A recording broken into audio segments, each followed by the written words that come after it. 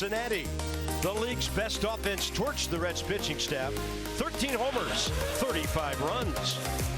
Now the trip stops in Anaheim for two with Mike Trout and the Angels. A familiar face on the mound to start, and maybe a new face out of the pen to finish a 6th straight win.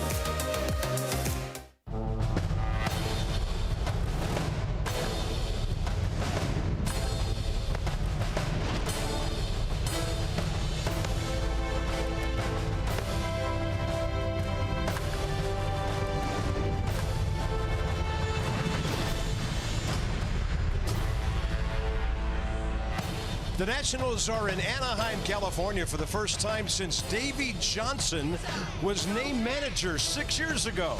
We got some Nats fans here rocking the curly W. You look familiar.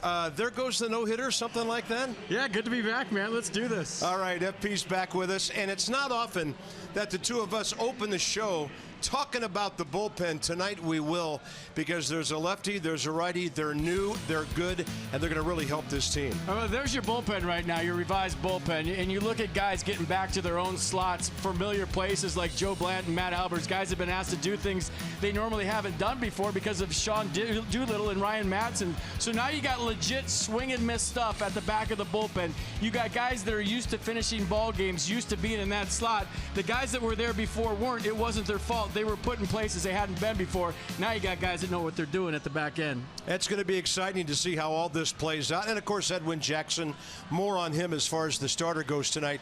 The middle of the order in Cincinnati, you're back. We're going to put you to work because you have a lot of things to tell us about what these guys did at the Great American Ballpark. Well, I watched this on TV like everybody else did, and it was awesome. Bryce Harper, 7 for 17 in the series, 3 home runs, 7 RBIs. He's second in the National League with a .329 average. He's calm again at the plate. His head's still. Ryan Zimmerman broke the record, 235 home runs, got the new franchise record over Vladimir Guerrero. He's third in the league with a .327 average. That's the Tater we're talking about right there that you're looking at. And then this guy hits. Daniel hits Murphy, 5 for 12, 2 home runs, 7 RBI, .344 average, leads the league. You're thinking this guy can win a batting title because he's so consistent. So a couple of guys with 2 home run games, Harper, Murphy, Rendon, and this guy, sneaky MVP candidate. All these guys we're talking about might be MVP candidates. When you talk about 3 through 6 in an order, who's better than these guys? Anthony Rendon locked in, NL Player of the Week, 8 for 13, 3 home runs in the series. So my goodness, what an offensive display. A lot like when the Nats went to Colorado. You give them a small ballpark, they're going to do some damage. And the starters gave up virtually nothing in those 4 games. Now, again, it's been so long since we've been in Anaheim. Bryce Harper and Mike Trout were still in the minor leagues pretty much, and so they're on the field in Southern California together for the first time. I mean, obviously the news about the bullpen, the news about 3 through 6 in the order is big, but this is the lead of the series. You got the 2 best players in their respective leagues going at each other. Bryce Harper, Mike Trout, 2 of the best players in baseball. One a guy that's been a little more consistent with 2 MVPs. One a guy that's flammable, exciting, fun to watch every night. It's going to be the big story of this series for me. Flammable. I like that. So Mike Trout, 6-time All-Star already, couple of MVPs, as FP said. Like Bryce, a former Rookie of the Year. A lot of talent on display, and we can't wait. Let's go here in SoCal.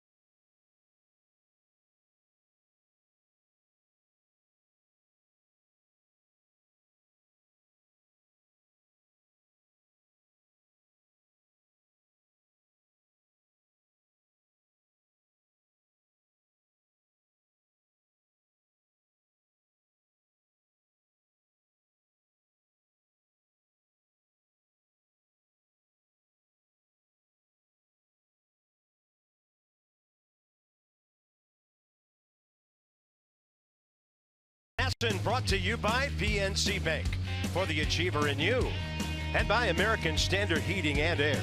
Go to MidAtlanticComfort.com for special offers and to find a dealer near you.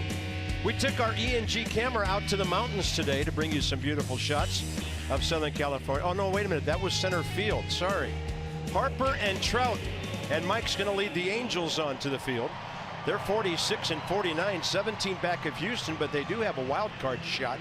53% humidity. It's kind of high for Southern California. It's 80. Breeze not doing a whole lot in the yard. Doesn't really matter much, does it, the way this team's swinging the bat? Brian Goodwin got yesterday's game off to a great start with a double to right center. Later homered to right. And then there's Defoe, Harper, Zimmerman, Murphy, Rendon. It's just unbelievable what the middle of this lineup's doing. Adam Lind is the DH. That's the luxury of being in the American League ballpark. And then Chris Heisey, behind Matt Wieters, had a 4-hit weekend. Jesse Chavez, 7 games against the Nats career, but none of them starts. Most of it, all of it as a reliever, most recently with the Atlanta Braves. Well, there you see his arsenal. 2-seam fastball, 4-seam fastball, averaging 92, slider 84, cutter 90, curveball 76, change 85. Last start on the 8th against the Rangers went 5 innings, gave up 3 runs, 7 hits in the 5-2 Angels loss. Here's the defense for the Halos tonight. Maben, Trout, Calhoun, your outfield. Simmons, Escobar, left side. Franklin, Valbuena, right side. And Martin Maldonado doing the catcher. Remember this guy? He's already dirty. Rubbing dirt on his uniform. Yunel Escobar, third baseman, good hitter, and a tremendous umpire, too. We'll watch his antics tonight. He's fun to watch. Never saw a guy dive for a ball during pregame throw around the infield. 21-year veteran Jeff Nelson, crew chief, has the plate. 8 years for Corey Blazer at first, 20 for Doug Eddings at second, 23 for Laz Diaz at third. This is a quite experienced big league crew. Mike Trout hitting .337, but not enough at bats to qualify because he's been banged up this year. So the future and the career comparison between Bryce and Trout, who's a little bit older, but 119 more games, and he would have the edge in the numbers, but boy, by the time these two kids are finished, they're going to be amazing. Yeah, Trout with 154 stolen bases, Bryce with 60. If you had to break down the players, we'll probably do it a lot the next 2 nights. You know, one guy a little more consistent, one guy a little more streaky. Both, I think, the best players in their respective leagues. Brian Goodwin will see Jesse Chavez for the first time.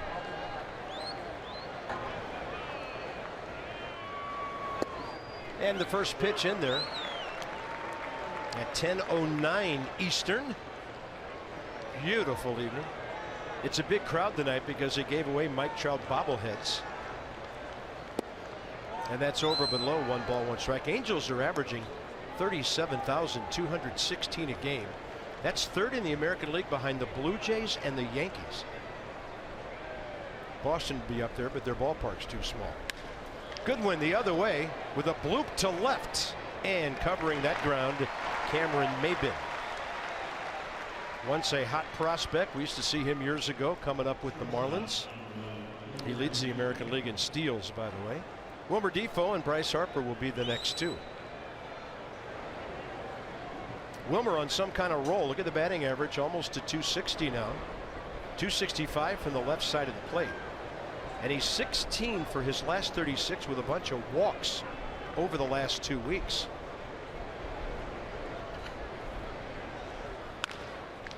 Over the mound, over the bag, and close at first. Ball dug out of there by Luis Valbuena from Andrelton Simmons, our old foe from Atlanta. Well, one thing we know about Andrelton Simmons, he can really pick it. One of the best defensive shortstops in the American League. Took his time right there and threw a low throw to first. Defoe can run, but he's a lot more slender than last time we saw him as a Brave. I was watching him around the cage today, and he looks like he's lost a good 10 or 15 pounds.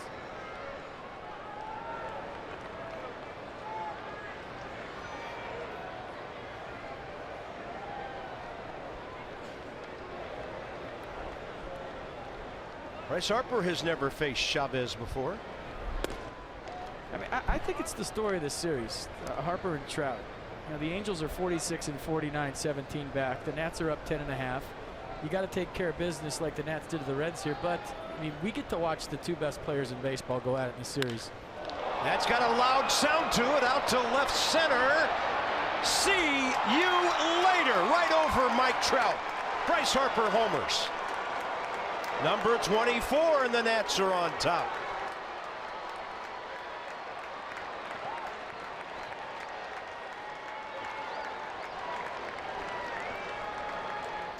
Shots fired.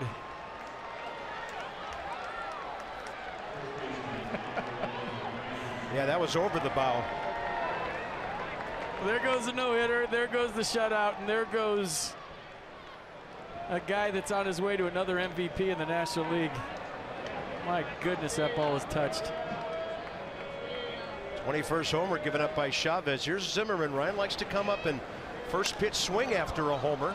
He does, and it's high in the air for Cole Calhoun. Things happening quickly in the top of the first. The Nats take a 3-hour and 45-minute flight, play 3 time zones away the next night, and Bryce Harper wasting no time in sending a message that the Nats offense works out here as well.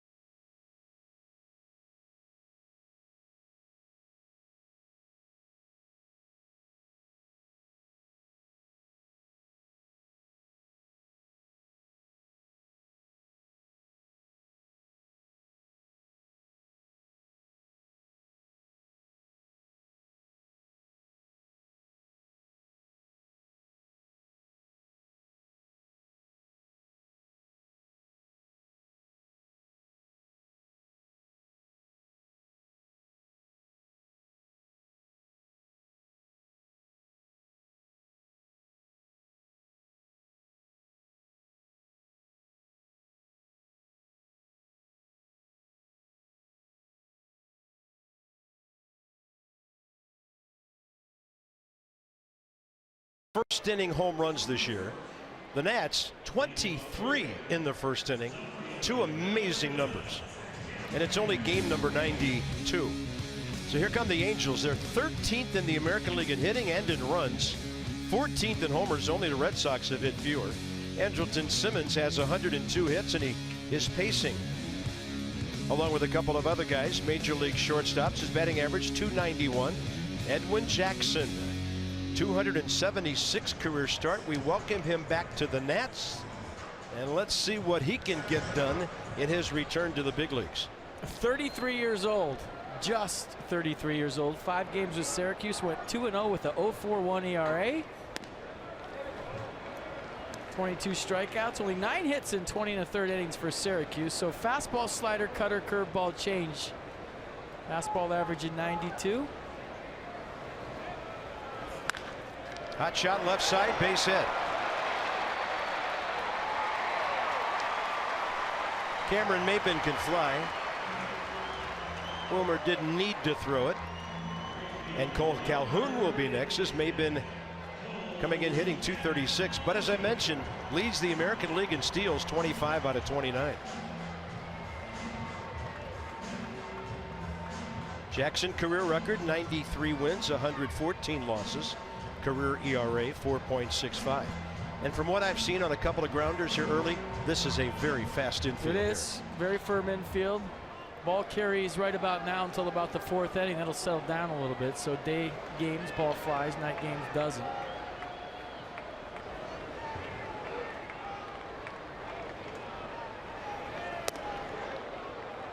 But how about the career of Edwin Jackson? LA to Tampa Bay to Detroit to Arizona to the White Sox, from Chicago to St. Louis, then to DC. DC to Chicago, the Cubs that time, to Atlanta to San Diego to Miami to Baltimore and back to DC. In 15 years, Edwin's dressed for 8 franchises in the National League, 4 in the American League, and he's played in 5 of the 6 divisions.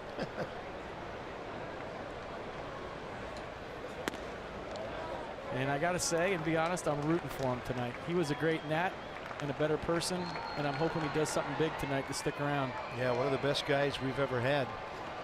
Chatting with everybody in the clubhouse today on the day he's pitching. That's just the way Edwin is. We last saw him when he was in town with the Orioles. Cole Calhoun, the right fielder, hitting .241. Angels lead the major leagues in steals, with Maben leading the way. They have 82, Milwaukee 81. And the big crowd looking for some early offense, trying to make some noise. Trout on deck. Albert Pujols after that.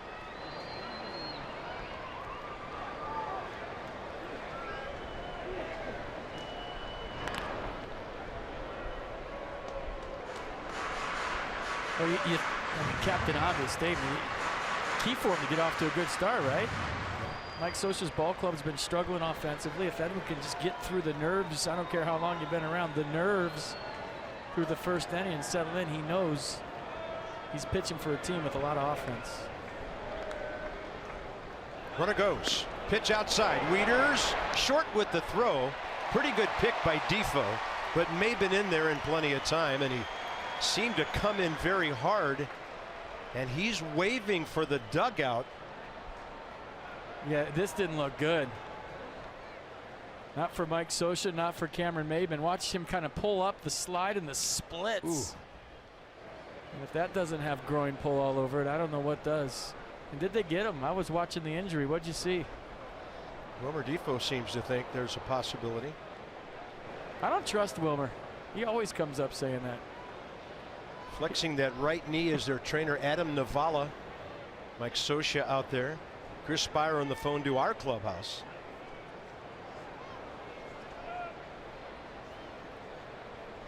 And when you play an American League ball club in their park, they, as a rule, only have 4 extra players. And there's always the backup catcher, so you're always short in the American League park. It looks like the Nats are challenging here.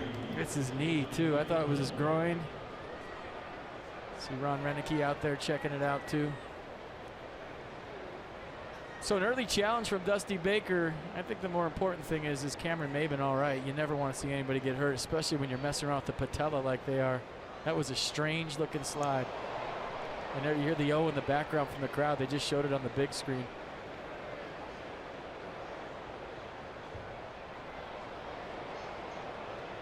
I think he's out. Did he ever get to the base? And he's coming out of the game. He's literally out. He slowed down the slide. For younger players at home, that's one of the worst things you can do. I mean, you have to accelerate into your slide. Nothing but bad things can happen when you slow down before your slide. And there's the call. Okay. He's out. Caught stealing for Wieters to Defoe. Watch him slow down and kind of ease his way in there. Now, I don't know if he got hurt before the slide, got hurt on the slide, but maybe something went in the right knee, and that's why he slowed down. And he came off the bag there when his foot hit. But it's his right knee. Let's see if we can see something here running. Yeah, that was just strange. So Cameron Maben out at second, out of the game.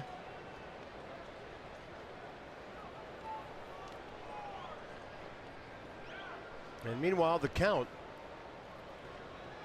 for Edwin Jackson, 3-0 on Cole Calhoun. Into the strike zone.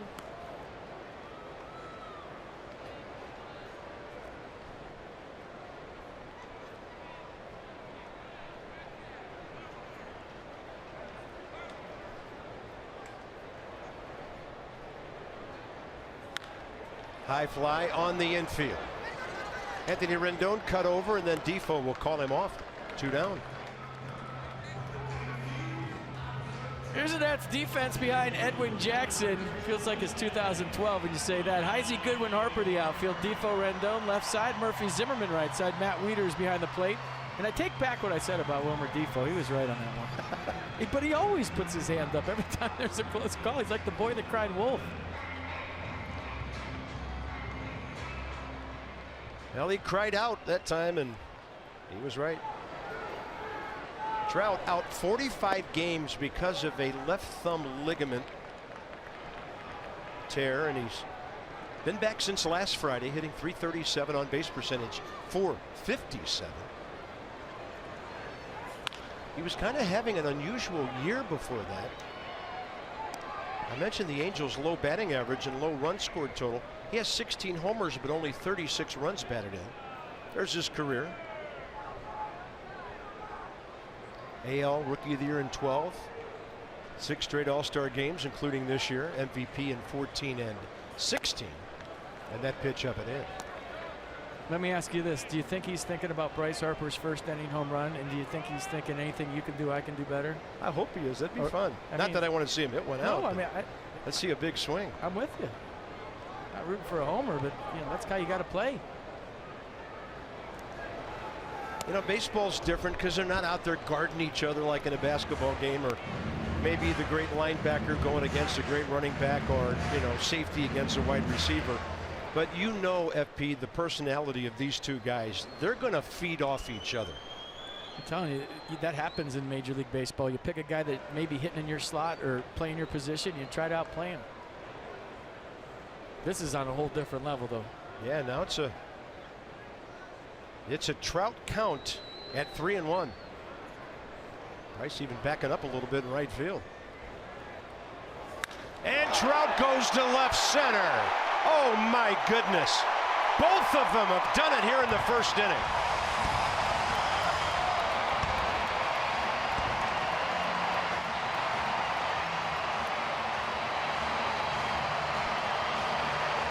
I'm sorry, it's 1-1 the first 2 carries. I got goosebumps right there. My goodness. Goosebump City.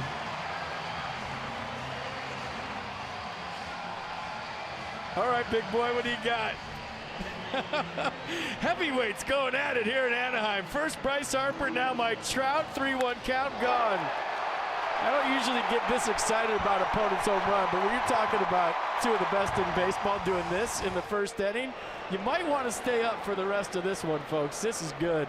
Here comes Albert Pujols, who has 605 home runs, and a good cutter by Edwin Jackson to the outside edge. Listen to the buzz.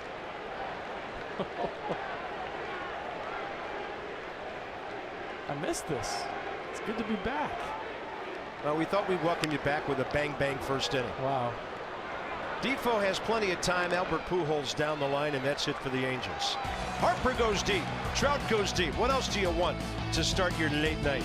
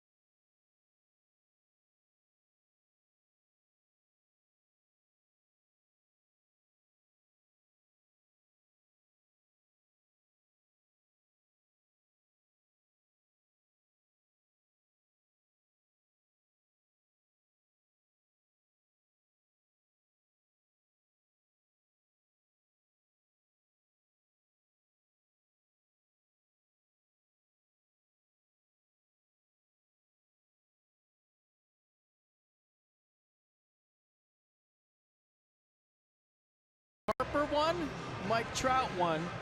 We're all tied up. So let's check them both out. Bryce Harper, his 9th first inning home run this year. His 24th of the year, and he's making a case again, folks, isn't he? For that MVP trophy, and they were chanting MVP here after this one. Mike Trout answers on a 3-1 fastball from Edwin Jackson, his 17th, and this was a far one. And here's Bryce in right field watching Mike Trout.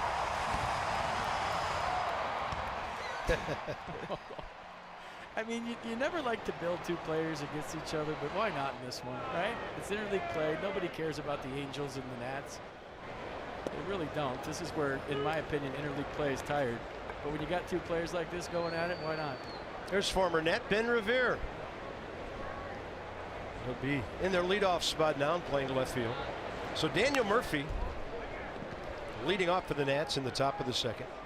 His hitting streak came to an end yesterday when, for the first time this year, he struck out 3 times in a game, but he's still hitting crazily, 15 for 40 over his last 8 ball games.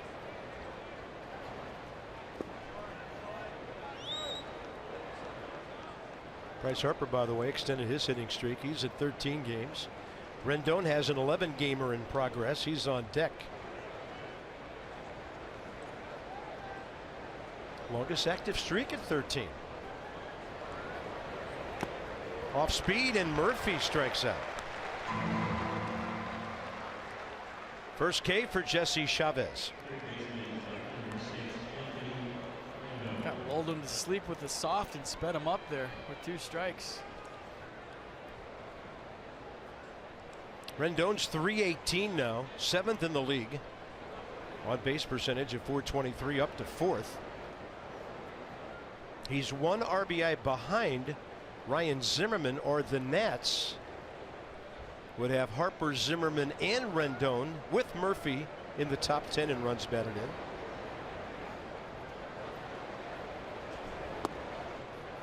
in. And 92 in there for a strike. Anthony, .323 on the road.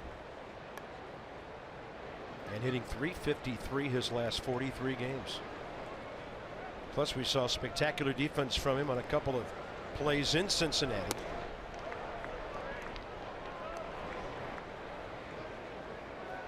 You all settled back in. The game slowing down for you here now in the second inning. I'm all right. Caught my breath during the break. That was fun.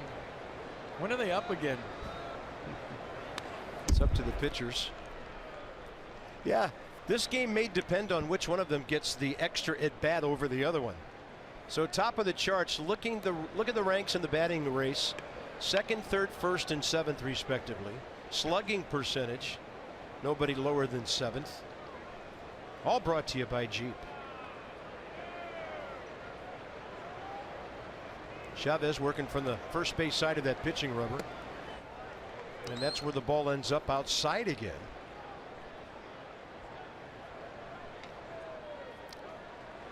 Career record 31 and 50. His 68th career start, 335th game. Rendon right back up the middle. And that's a 12-game streak for Anthony Rendon, the player of the week. And yes, you can win that award in 3 games coming out of the All-Star break. Well, 8 for 13 in Cincy, 3 homers, 9 RBIs will get you player of the week every time.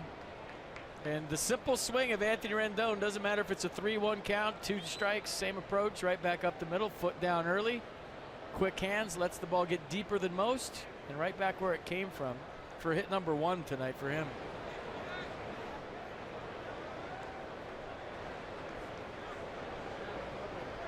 Rendon, the next Nat to arrive at 100. He's 4 away now. Here's Adam Lind, 2 for 3 career against Chavez, and batting .317 in his super reserve role. He loves it. Former American leaguer getting some DH at bats here. Pretty good hook by Chavez.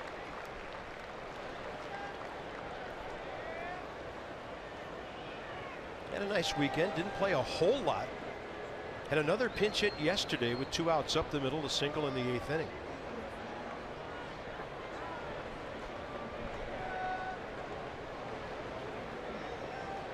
Angels in a shift here. And Lynn going out there to wave at another breaking ball. So 2 down in the inning. It'll be up to Matt Wieters. That's a curveball from Chavez. He only throws it 8% of the time. But opponents are hitting 150 against it. Maybe you should throw it more. Matt Wieters has faced him as well. 2 for 6 career with a run batted in.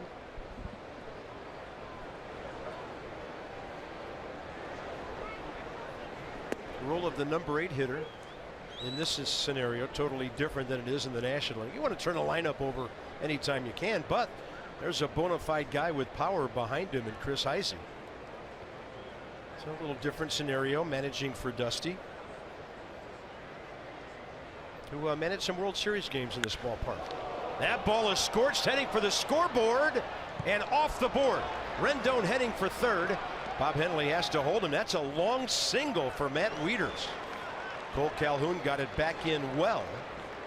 And the Nats have a corner situation with 2 outs. A good swing right on cue. That was the baseball gods not wanting me to talk about Dusty Baker's World Series experience in this ballpark. So Matt Wieters, thanks for that. Good swing. Runners at the corners, 2 outs for Chris Heisey. Matt Wieters' swing looked good over the weekend, and it looks good here today. All right, so here's the big difference of the American League DH game. We have Chris Heisey. Chris coming off a nice weekend. 4 hits and RBI in Cincinnati.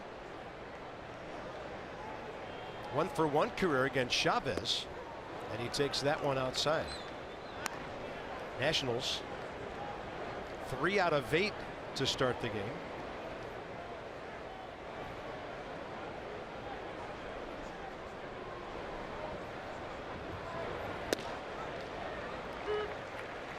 So a couple old teammates meeting up at third base. Yunel Escobar, Anthony Rendon. How you doing, buddy? What's going on? I missed you so much. That's got to be a kangaroo court fine. I mean, if you're that tight, take him to dinner. 2-1. That's cool. Yeah. Yunel Escobar was well liked, obviously, when he was here. That did not look like Eric Davis and Ray Knight at third base.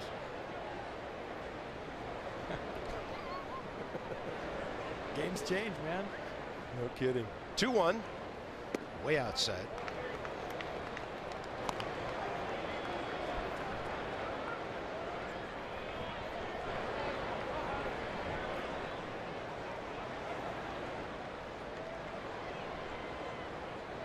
Heisey's driven in 5 runs on the year.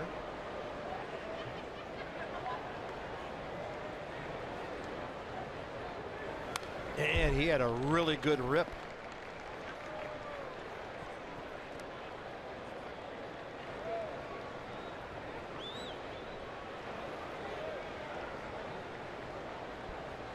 Coming back to me now, Yunel Escobar played so shallow at third base. Remember him playing third as a Nat? He played shallow. He liked to get the ball before it got to the dirt, but it opens up that hole over there big time. And we saw a lot of hits go by him when he was a Nats third baseman. Did a nice job over there. He just played so shallow at times.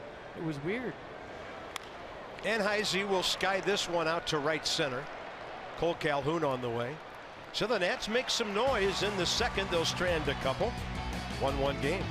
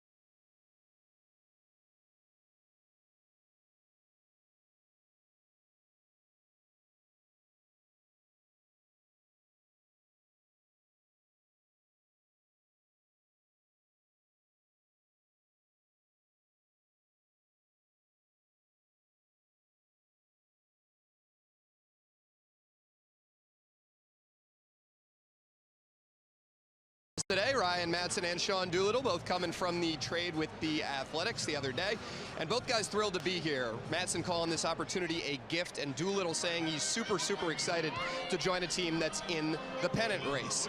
Both of these guys say they don't truly care where they're used in terms of roles, and even after the trade, Dusty reiterated what he said many times over the last few months. He isn't going with one set closer. It'll depend on usage and matchups. And one thing that's very important to note, Doolittle has dealt with shoulder issues over the last few years, and Madson had Tommy John surgery a few years ago. So Dusty said he's going to monitor both of his new relievers closely, probably more so on Doolittle. Probably not back-to-back days with him for now, but we'll see how it all shakes out, guys. Regardless, 2 new weapons for Dusty to use. All right, Dan, with our Coons.com sideline report, swing and a miss, Yunel Escobar. When you're talking cars, you're talking Coons. Well, you know, that's nice to have those weapons at the end of the bullpen. And it's nice to kind of solidify guys back to roles they're more familiar with, right? Yep. Guys that have pitched the 9th now get to move back to the 7th and the 6th. It shortens the game more. But I think the most important thing about getting those 2 guys is it gives everybody else life on the field. You talk about what it means to a player, Carp, when your organization goes out and does something to make you better. Now all of a sudden, if I'm Bryce Harper or whoever in that clubhouse, I know that we're really trying now. We went out and got 2 good pieces. I can relax a little bit knowing that maybe, just maybe, the 8th and 9th are a little more calm. But the main point is, it kind of brightens me up as a player because you went out and did something. This one out to center, and going back is Goodwin, and on the run, Brian makes a fine catch. Escobar stinging that ball. The guy always has been a good hacker. Let's go inside the numbers. First of all, with Ryan Madson, brought to you by PNC. The career saves, by the way, for Madson, 86 of them. He was a mainstay of those really good teams with Worth and company in Philadelphia. Proven Look guy at the ERA in the postseason. Yeah, that's what I'm looking at, the postseason. Battle tested. Not going to be afraid when everybody's watching one game in October and you're the game they're watching. Yep. Doolittle has 36 career saves, by the way. Here's Andrelton Simmons, and that's in there up in the zone. He's 4 for 11 career against Edwin Jackson. Since we last saw our rival with the Atlanta Braves, he had 281 here last year at 124 ball games. Nissan on the pitch cast had the hitter moving around. What do you got for us, Edwin? Nice. Wow. Doesn't Simmons look skinny to you? Skinnier. Drop some LBs.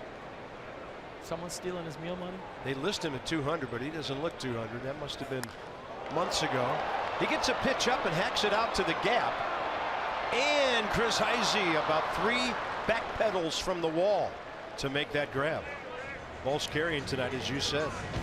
Monday, July 31st, join us at Nats Park for the 2nd annual Crab Feast on the Field. That's presented by Budweiser. Enjoy delicious Maryland blue crab sides and all you care to drink, Bud and Bud Light.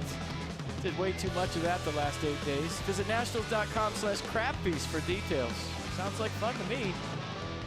They're going to be there. 3,000 miles for crab. Why not? Luis Valbuena is next.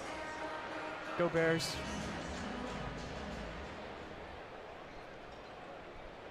He's hitting a .186, but 6 for 18 career against Edwin. 3 outs in the air. Shortstop, deep center, deep left.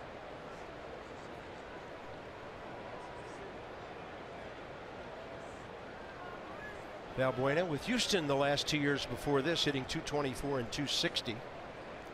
Angels signed him as a free agent. Swing and a miss. 31 years of age now, the Venezuelan. .232 career hitter. Angels hitting only .241 as a team. Only the Royals and Blue Jays have scored fewer runs in the American League, and as I mentioned earlier, only the Red Sox have hit fewer homers. The homer thing will change somewhat now with Mike Trout back. Who's going to be on base in front of him? That is a long tenured skipper right there, the old catcher, Mike Scioscia. It was great to see him on the field chatting with Bob Boone before the game. Bob's here for the Nats, and You think about the thousands of games those guys have logged behind the plate. They're large humans too. I was thinking about running them both over, and then I looked at them twice and said, "There's no way I'd try that." Yeah, well, good luck with that one, Kemosabe. And that ball fouled off the foot of Valbuena. I'll tell you what, I was really excited to see Danny Espinosa and really bummed that he got DFA'd by the Angels right before we came into town. But he was hitting $160. They didn't have room for him. I talked to the Angels people. He played great defense here, just never clicked offensively. He tried to change his stance over the winter, and it took him a while to get back to his old stance, and just didn't work for him. But we hope the best for Danny. He's a good guy. It just didn't work here in Anaheim for him. Yeah, Father Dan is an Angel season ticket holder, so that's got to be tough on the family. We wish all of them well. So enjoyed their company whenever we came out to the West. There's Ben Revere chatting up a storm in the background as usual.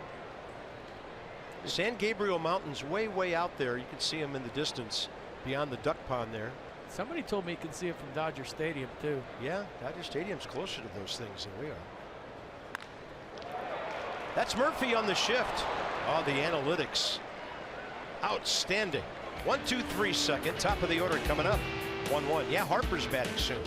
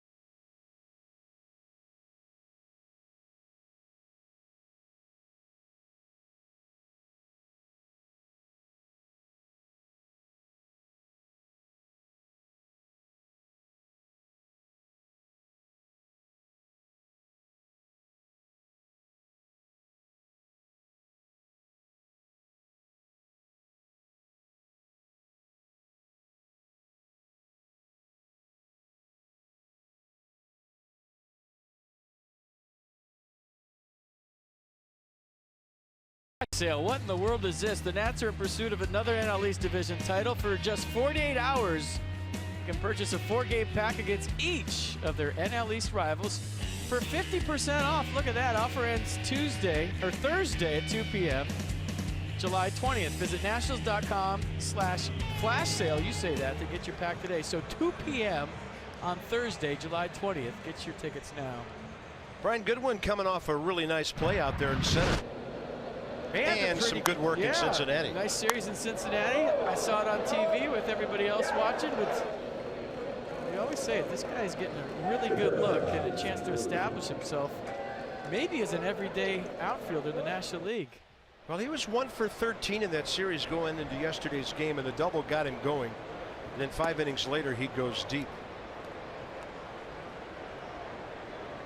Fly ball to left field, first time tonight.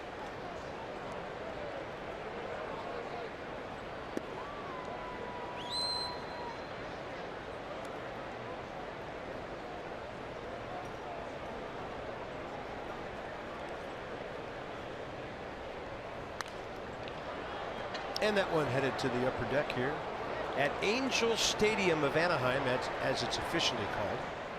I can't keep up with it. 45,477. It's a big ballpark. Built in 1966 in its original configuration. It used to be Anaheim Angels. Los Angeles Angels to begin with. Yeah. California Angels. Angels in the outfield. Now this is the Big A is all I know. Yeah, you call it whatever you want. This is the Big A. It's a great venue.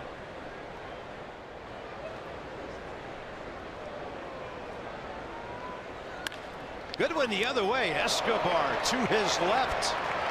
Threw it off the bag, but the tag made by Valbuena for the first down.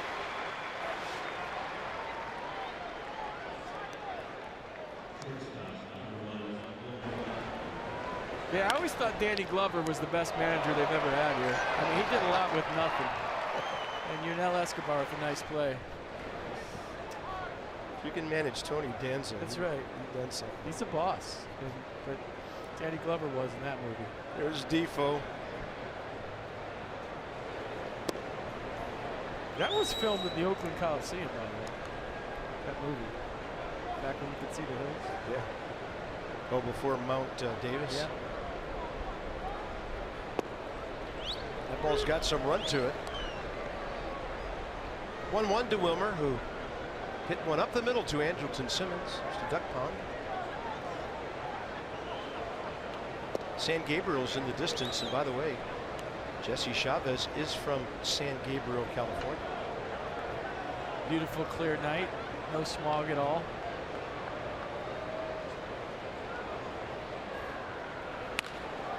Escobar is going to take a hit away from Defoe.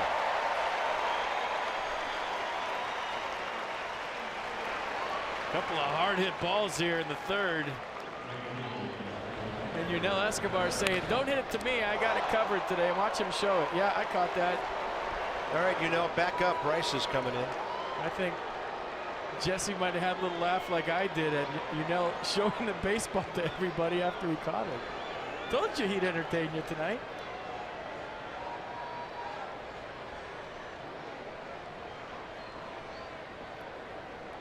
Bryce Harper now hitting over 320 on the road this year. Lays off the off speed.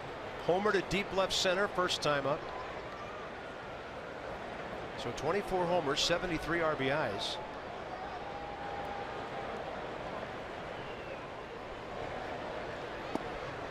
And he was taking all the way there.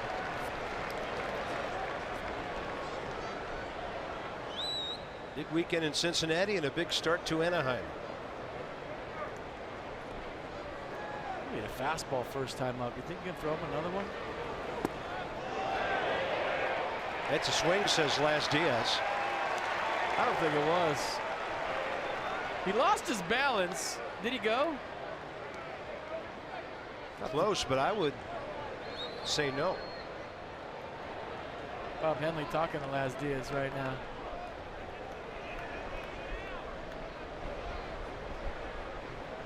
One and two to Harper. And he's going to go the other way and get a base hit. Bryce running hard around first. He's going to try to stretch it. The throw bounces in, and they call him out. Bryce is pointing to the dugout. He went for the outside corner of the bag, and the throw was on the inside corner. And Harper's not going anywhere just yet. I thought he got his foot in there. I thought he smashed his foot into the bag. But he went for two because he knows the arm of Ben Revere in left field. He played with him for a year. Watch Revere come up and throw a two-hopper to second base. And does Bryce Harper's foot get in there before the tag?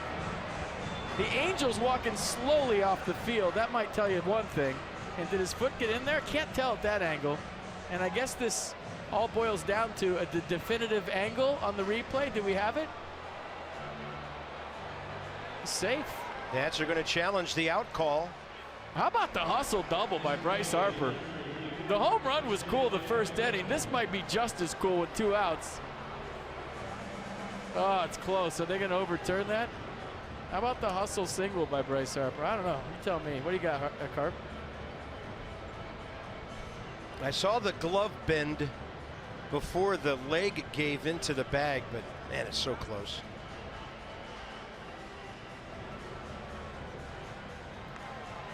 I think they're going to let that call stand. Yeah, I think so. I'll be too. surprised. Talking to Mike Trout at second. What do you think? Bryce tried this. Bryce tried this yesterday in the 7th inning, leading off, and was thrown out by Adam Duvall of the Reds. Hey, this is great. The conversation between these two guys and all these guys. They don't see each other very often. And Ben was saying, "What are you thinking, trying to go 2 on me?" And Bryce said, "Hey, I don't know. Just playing hard." Hey, 2 outs, bases empty. Yeah, I like it. Not a bad risk. I think you're right, though, Carp.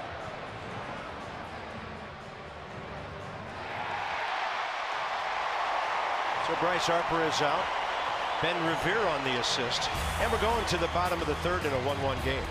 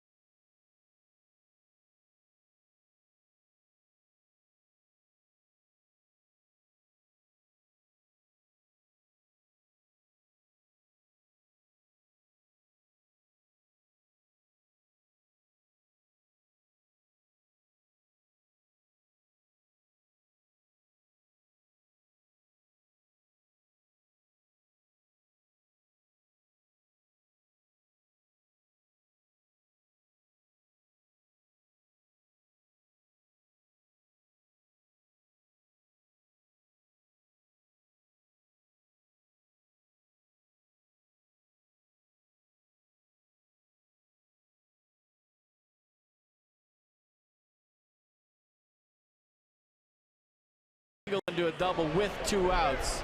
So Bryce hits a flare to left after hitting the tater his first time up. He sees it rolling slow out there. He knows Ben Revere doesn't throw well. And he tries to jam his foot in there. I think Ben Revere might have been surprised too. And the hustle was right out of the box. Watch, right here. He's thinking 2 right away. And what do you got on the hair flip, by the way? What's the score? I'll give that an 8. Watch, boom. Yeah, that's not a 10. The all-star catch was a 10. That was an 8. I'm going to start grading the hair flips. Bottom 3, Martin Maldonado, former Milwaukee Brewer.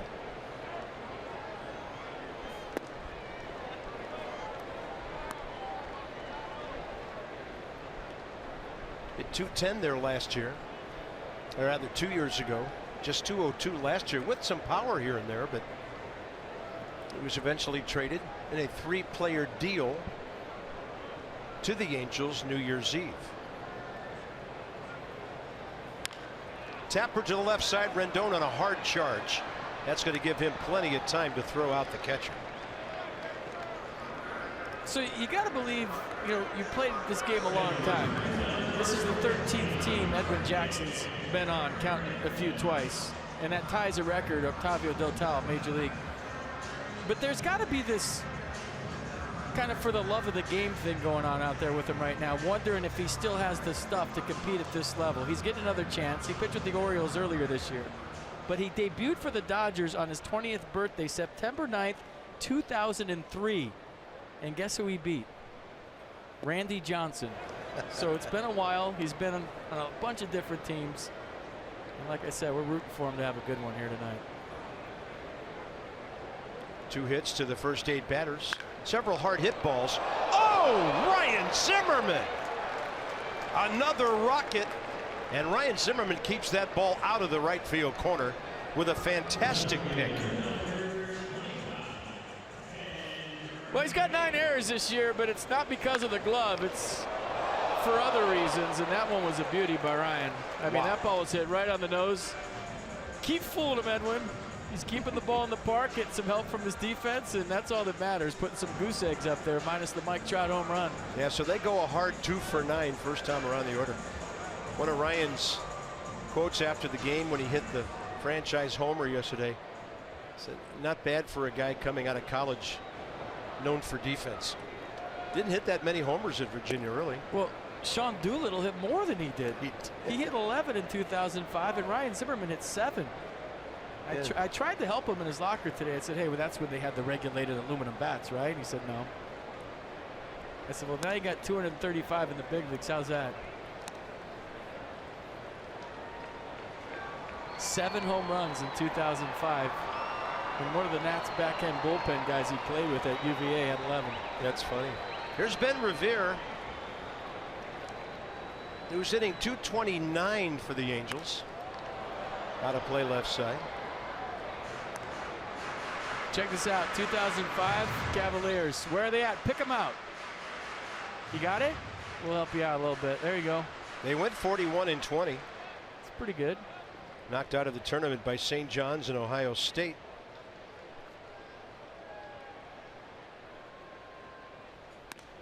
Up and away to Ben Revere, who hit .217 for the Nats last year. Remember that very first day at Atlanta, he was 0 for 2, and then he strained his right oblique, making a play in the outfield, and just wasn't right for the rest of the year. The year before that, he had hit .298 for the Phillies, and then after being traded, .319 with Toronto. Bouncing ball right side. And Murphy throws him out. 1-2-3. Speaking of Ryan Zimmerman, you can never have too many Wahoos on one team.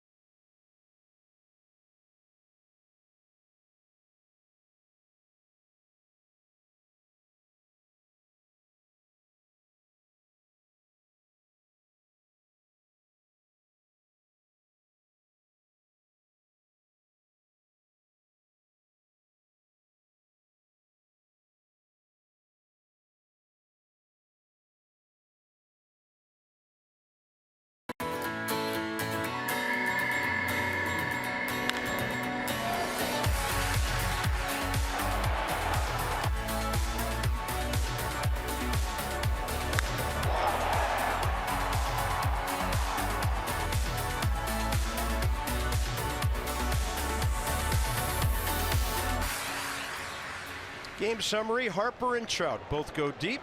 Edwin Jackson, 38 pitches through 3. And here we go, top of the 4th with Ryan Zimmerman. By the way, Ryan can brag on the fact that in 05 he had the most hits on the team, 92. RBIs 59. So, you know, Doolittle was a guy swinging for the fences, but Zimmerman was the RBI guy. He'd never tell you that. He's too humble. No kidding. And I find this interesting. The following year in 2006, the UVA leader in hits, home runs, and RBIs was Brandon Guyer, who's up in San Francisco tonight with the Cleveland Indians playing the Giants. It's 2005. All right. Nice graphic. Let's close the yearbook. Left side, and Escobar got it after that second hop. So at least tonight, playing shallow, he's done okay so far. 1 out, top of the 4th. So we've got a bunch of UVA guys on the West Coast tonight.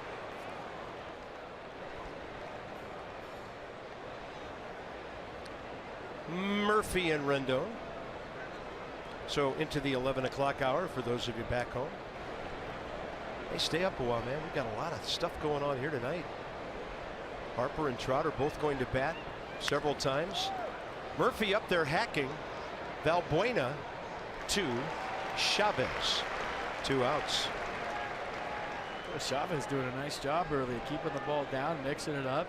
Matt's trying to figure him out. Some hard hit balls by Goodwin and Defoe.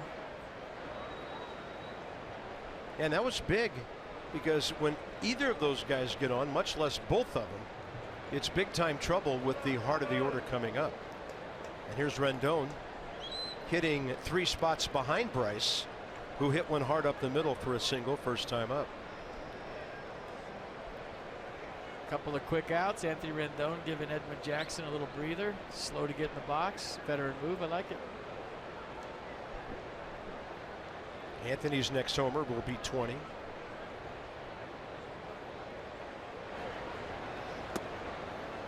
Zimmerman just got there. Murphy's 4 away. Rice has been there for a while.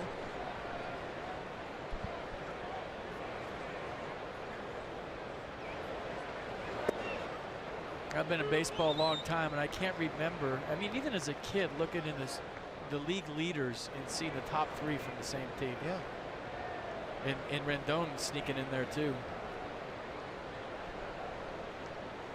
This late. Yeah. April maybe. Yeah. You know, the Rockies have a bunch of home games or something, but we're approaching the 3rd week of July. And Zim 2. Bryce. Zim 3, Bryce 2, and Murph 1. Rendon out to left. Looked like he got it down toward the end, and look at it carry. Almost sneaking out of here on a night when the ball is moving around Anaheim. The 4th inning of Nationals baseball.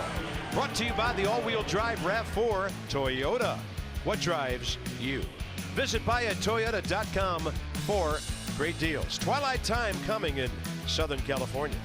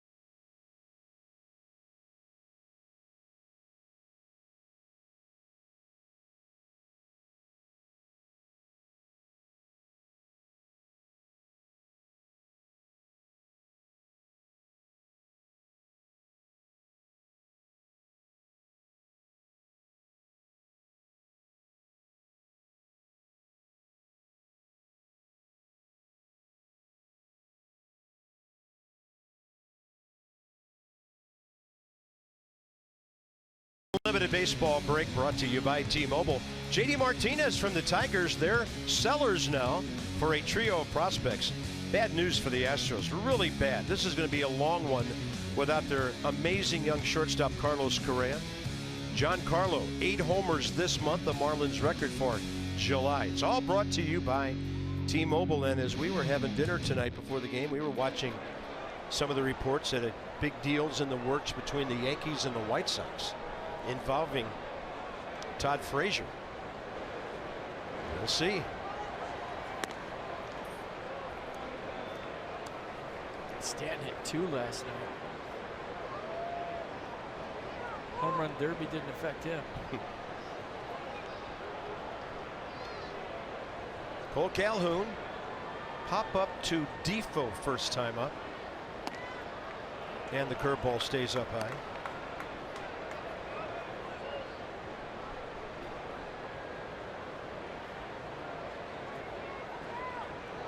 There he is. Like Bryce, hit one a mile first time.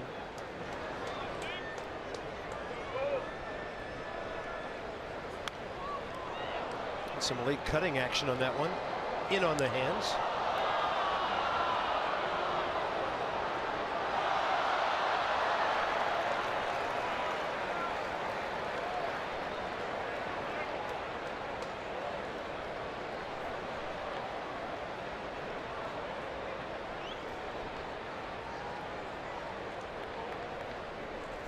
Welcome to those of you who watch the Orioles clobber the Rangers tonight. That's a strike, and your old pitcher, Edwin Jackson, hurling for the Nats tonight. Mercedes-Benz is going to check this one on the pitch cast. Well, a lot of people tuning in that root for a lot of teams, you could say that about. But Edwin doing a nice job of keeping that one down. I think it's key for him. The balls they've been hitting hard have been belt high. If he keeps the fastball right there, he's in good shape the rest of the night. Yeah, they'll have to swing at that eventually and hopefully hit some ground balls. That one handled by smooth fielding Alfredo Griffin. Fettuccine Alfredo Griffin. Here we are at Angel Stadium of Anaheim, playing the Los Angeles Angels of Anaheim. And your crew from Anaheim is Bob F.P. Dan and our Masson geniuses out there in the truck. Happy to have you with us. Edwin's retired 7 in a row after Steve Trout took him deep, after Bryce Harper hit one in the top of the first inning. 2-2, and that's up and away.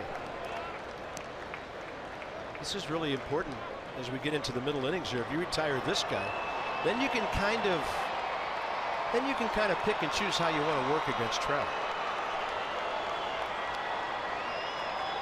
And by the way, Mike Trout can hit the ball a lot farther than Steve Trout. I'm not going to say anything. I'll just let that go. It's okay. I mean, we see him once every 5 years. Yeah. He's only the best player in the American League, but it's all right. Steve Trout was pretty good. He just wasn't Mike Trout. No. Or the Rainbow and Trout. on the other hand, Trout, his fastball probably not as good as Steve's. True. Well, when they say 5-tool player about Mike, I don't think he throws well. He runs better than Bryce. Bryce can run. So those of you who don't know a 5-tool player, run, throw, hit for average, hit for power, speed, and speed. And I think Trout. Well, glove. We already did the defense. The fast, yeah. But I think when you talk about Trout's arm, you can run on him. You can't run on the guy you're looking at right now. But Trout steals more bases. He stretches singles and the doubles maybe more than Bryce. Speed is more of his game. 3-2 pitch. And on a 91 heater upstairs, Edwin Jackson, his first strikeout. And power definitely part of his game. StatCast is powered by AWS. Mike Trout is powered by himself. 448 feet, 108.4 miles an hour. Wow. And into the Thunder Mountain Railroad display in left center field. 3-1 fastball. Bryce hit one in the top. Mike hit one in the bottom. It's 1-1. Trout versus Harper.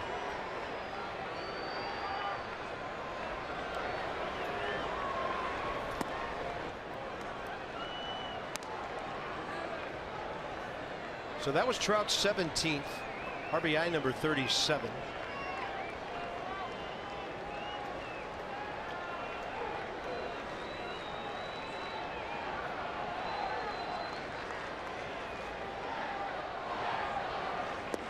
All right, one up and in, one low and away. I don't think you fight back in the counter. I really don't. mean, he went a mile the first time. You're 2-0. You saw the numbers on the count. I don't think you try to fight back into this. I know there's a future Hall of Famer on deck, but still, I'm not messing with Mike Trout right here. And that ball's popped up into the twilight.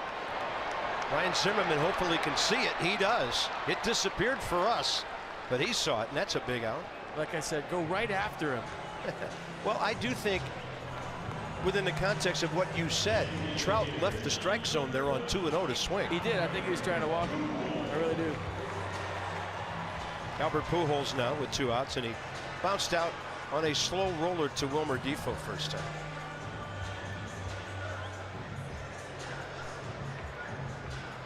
And as Albert gets to this stage of his career, he's 37 years of age. This was the concern for a lot of people in St. Louis regarding keeping him on a, he was wanting a 10-year deal. He can DH out here and get a lot more mileage than having to play first base every day. And tonight he is in the DH spot. Hit his 600th homer just a couple of weeks ago. He's got a chance at 2,000 career runs batted in. I might be old-fashioned. I wish he'd have stayed with the Cardinals, even if he's hobbling around first base right now. I don't care. I just think you stay with one team your whole career. They put statues of you outside the stadium, and you're an icon in the city. It probably is still, but yeah, it's not the same. I know it's different. You got to make your money, but I would have looked at him in a whole different light. He's a Hall of Famer regardless. There's number 600. But if he stayed a Cardinal the whole time, I'm looking at him as a legend. And I don't know that he's a legend now. There's a difference between a Hall of Famer and a legend in my mind. They're not going to put a trophy outside of the Big A. They're not going to put, a statue or a statue outside of Busch Stadium now. He's just a Hall of Famer, just a Hall of Famer. But you know what I'm saying, right? Yeah. There's legends never die. There's something special about guys who spend their whole career with one team. It's romantic, and I just wish there was a way that would have happened. Obviously, it hasn't.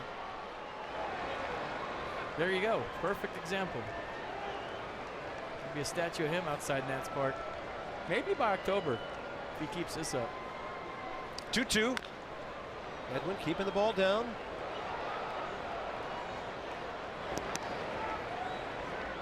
Pujols, over the last several years, has fought plantar fasciitis and some other injuries dealing with his foundation.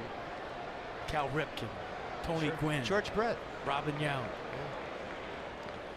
Buddy Biancalana. Kidding. You had you stayed in Montreal. Yes, of course. Or Ottawa. I know you're a legend in Ottawa. That was happening, man. 2-2. Or 3-2 now, pardon me. He's not used to seeing a 2 at the start of this guy's batting average. On a pitch up, it's out of play to the right.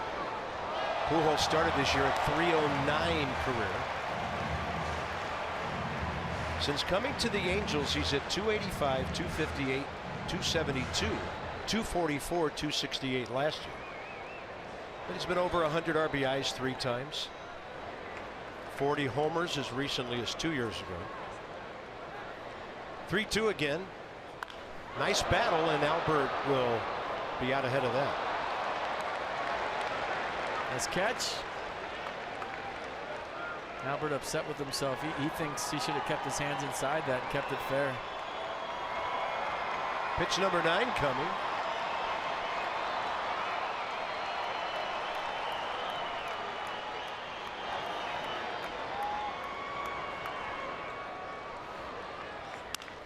And to the left side. Defoe, long throw, plenty of time. Edwin Jackson, his best inning yet. A 1-2-3 with a strikeout and a pop-up of Trout.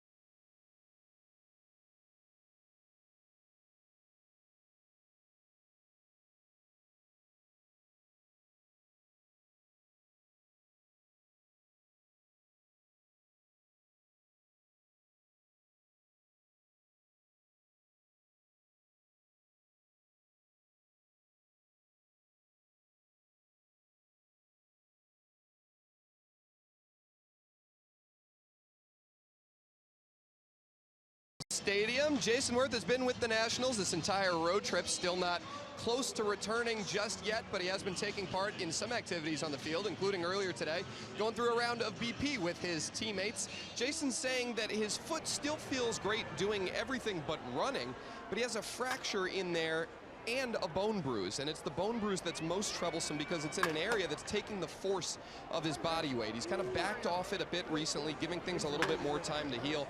He's frustrated that it's taken this long for him to return, but says he's still making progress. A recent MRI showed some healing in that bone. So both a positive and kind of a negative. Jason making slow progress, not back as quickly as he would have hoped. All right, Dan with our Coons.com sideline report. When you're talking cars, you're talking Coons. Yeah, Jason said when he started running and really putting weight on that thing, it really bugged him. He had 40 at-bats over a several-day period down in Florida. Thought he was on his way back. Adam Lynn doesn't get a whole lot of seeing eye hits, but that one snuck its way through. He's 1 for 2 tonight. And the Nats have their leadoff man on for the first time. That's threading the needle right there, baby.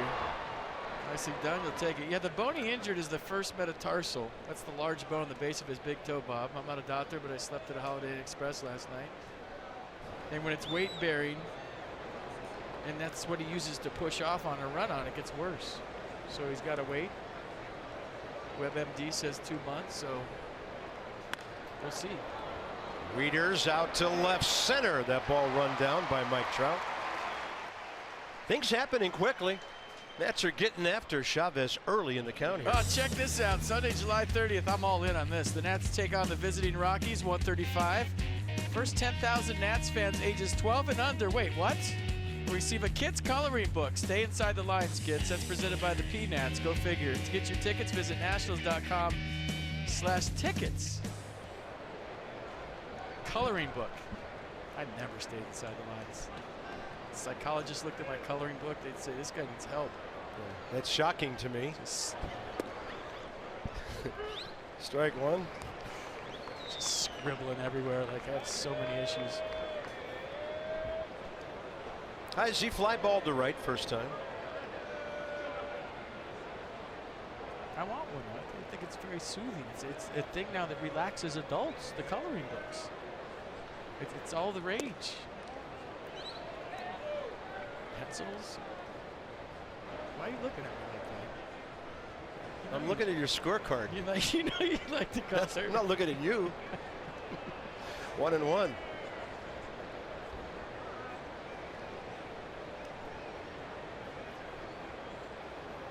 Heisey off to the right on a play. Not a lot of room here for foul balls. They did a nice job with this yard. Well, when it was built in '66, there were no seats in the outfield between the foul poles. It was just wide open with the big A scoreboard out in left center. Then they enclosed the whole thing with double decking when the Rams played football here. When the Rams left, they took out the big saw and cut it all back out and turned it back into a baseball stadium. They did it very well. Heisey can't reach it. And on the strikeout, that's number 3 for Jesse Chavez, having a good night. So when you're on the road, there's this thing called early hit. You get to the ballpark about noon. You hit at 1 before the home team hits, and then you hit later in the afternoon. When I was with the A's, we ran up in those rivers up there and shagged balls on top of those rocks. It's kind of cool out there, actually. They did a nice job with it. See the cameramen kind of camouflaged back there. There's rivers and streams and lakes. You can fish up there. It's awesome. A lot of trout, I hear. Yeah. To the right side, that's fair. And Goodwin is out, and we are halfway through this game. An 8-pitch inning for Jesse Chavez. Yeah, right there. That's the jacuzzi.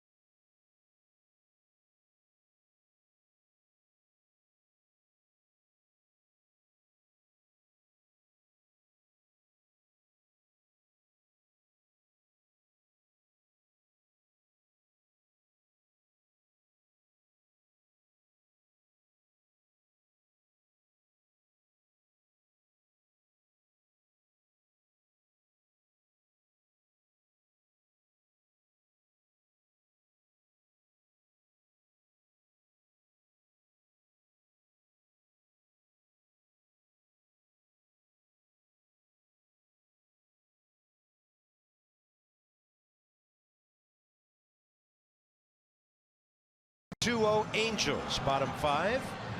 MLB.com at bat, your #1 mobile app for live Nationals baseball. It's a fully customizable experience to keep you connected. You get Nats home screen icons, app features, as well as game day, live game video highlights, radio and StatCast. Download MLB.com at bat. Edwin Jackson has retired 10 in a row, 58 pitches, 36 strikes. Escobar, Simmons, and Valbuena, all former National Leaguers here. Heads up on the first pitch. Likes to swing early in the count. Yeah, he's staring over toward the left side.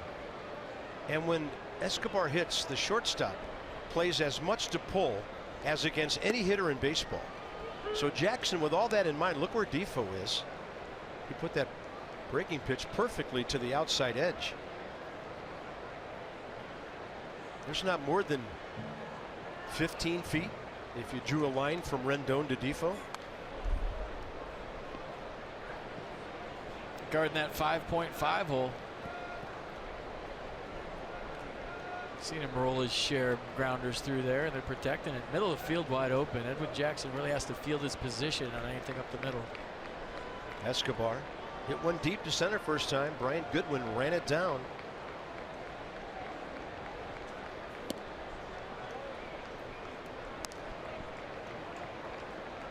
Simmons back there waiting.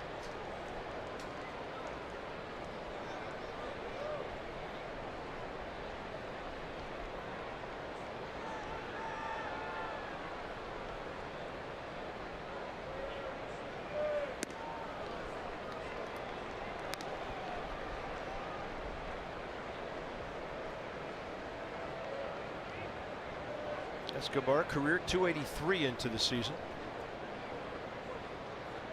Batting average just a click above that right now. And it's 2-2. Got him down and away. Edwin Jackson, 95 on that heater. Little cut to it too, so he's getting on top. He's keeping the ball down and away. Teased the zone with sliders on 3 and 4. And look at 5, a little cutter down the way. Escobar laid off 2, couldn't lay off 3. And watch the little cut on the fastball from Edwin Jackson. Nice pitch. Do it, Edwin.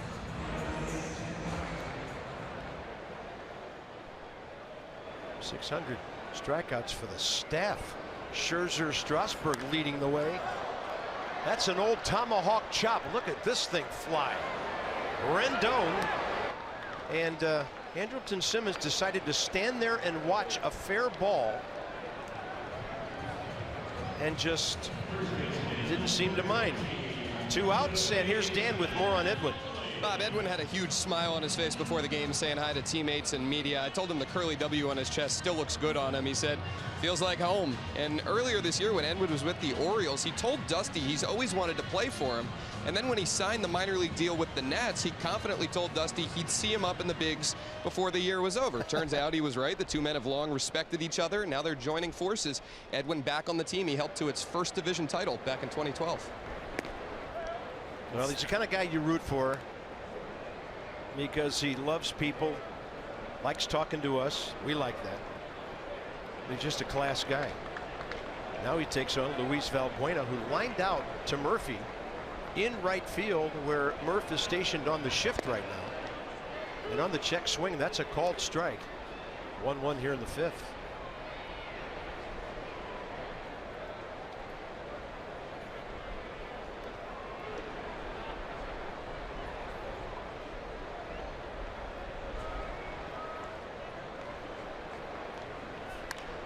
Edwin Jackson calls a lot of places home. You remember his dad was Army Sergeant Edwin Jackson Sr. Before the age of 7, his family moved to Louisiana, Germany, settled down in Fort Benning, Georgia. So he's been living out of a suitcase his whole life. So all the teams we talked about, every place is home for Edwin Jackson. He doesn't care.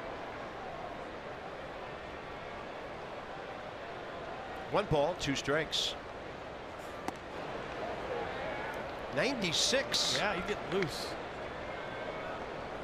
Easy 96 too. You look at the gun, you say that was 96.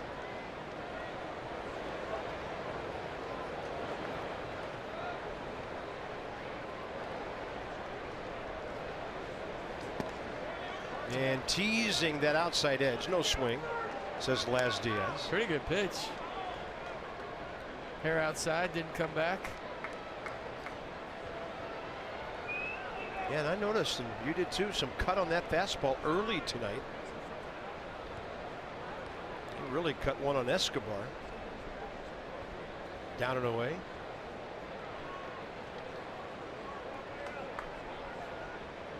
.279 average against that cutter career for opponents.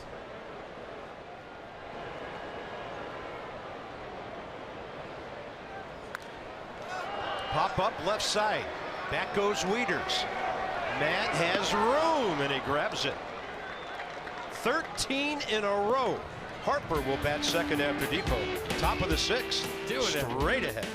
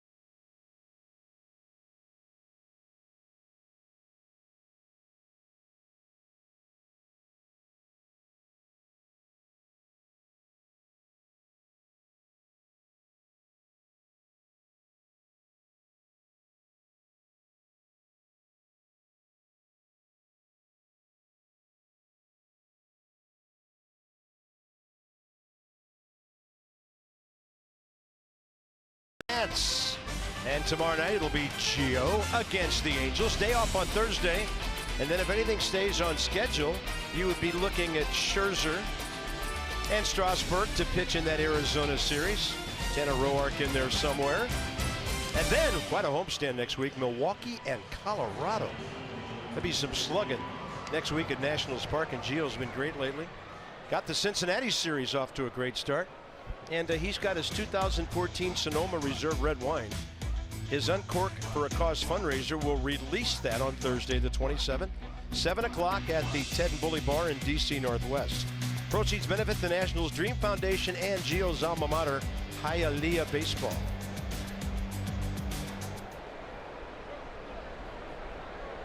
Here's Defoe. Swing and a miss, sixth inning underway. By the way, through 5 innings, Edwin Jackson, 70 pitches, 43 strikes.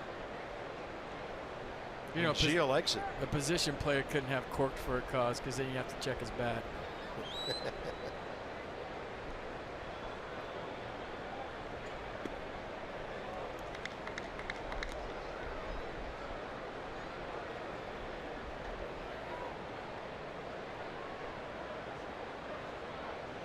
He'll come out of his shell someday.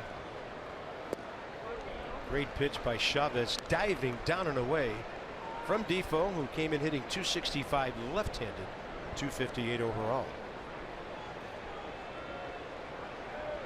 33-year-old righty doing a big-time job tonight, except for one swing by Bryce Harper. And Defoe will be caught looking on that one down in the zone, his 4th strikeout. Mercedes-Benz on the pitch cast. A perfect pitch by Chavez here. Question. 1-1 game. Top of the 6th. Do you pitch to Bryce Harper right here? You're Jesse Chavez. He's 2 for 2 with the tater.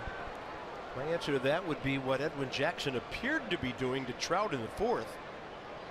I think Mike Trout got himself out in that at bat on a 2-0 pitch. The difference is Pujols isn't swinging it. Zimmerman and Murphy are. True. So it's more of a dilemma to me to Chavez, or maybe it's a no-brainer. You just change up him in the third, hope he chases.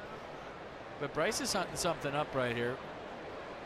He's looking for something bell tying. Yeah, there's danger lurking all over the place with this lineup. Doesn't get much easier. Harper is 3 for 3. And I notice a little urgency on the part of Cole Calhoun to get to that ball out in the outfield. Bryce stays at first. And he now has 109 hits. And his batting average is moving way up over 330. He just steered that ball through the hole like, hey, I'm Bryce Harper. I'm going to let the ball touch my bat and steer it right through the shift. Watch this. I'm going to steer it right through there. Okay, 3 for 3. So more importantly, go ahead and run a board here with 1 out in the 6th. Ryan, a fly ball to right, ground ball to third.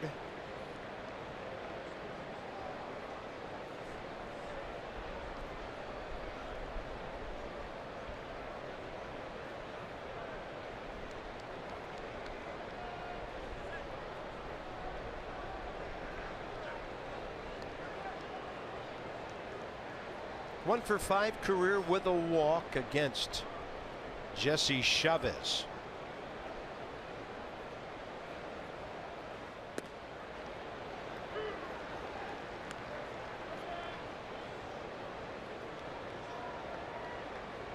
By the way, Cubs ahead of the Braves again tonight. Beat them last night.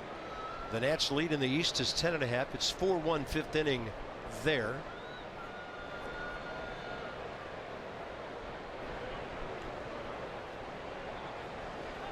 Harper started, then stopped, and Ryan hits it out of play.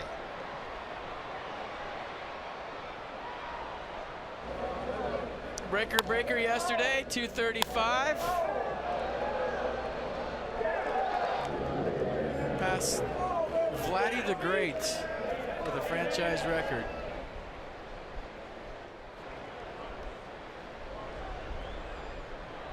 I think his success this year directly related to Vladimir Guerrero's approach. He's swinging a lot more. Pretty sound strategy the way the ball's going this year.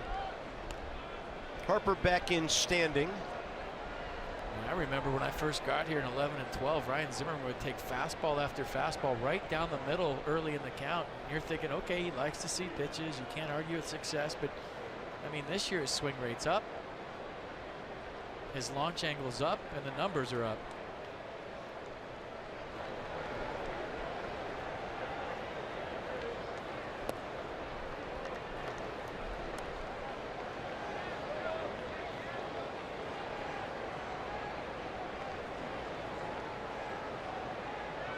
Hits lurking.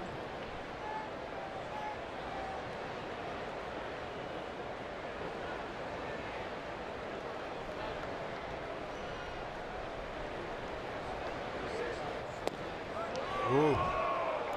Ryan in protect mode on 1 and 2, and he took it, and it didn't miss by much. I'll tell you what, backdoor sinker almost came back. Watch the run on this. Wiffle ball like two-seamer. You see the reaction from Chavez. He wanted it.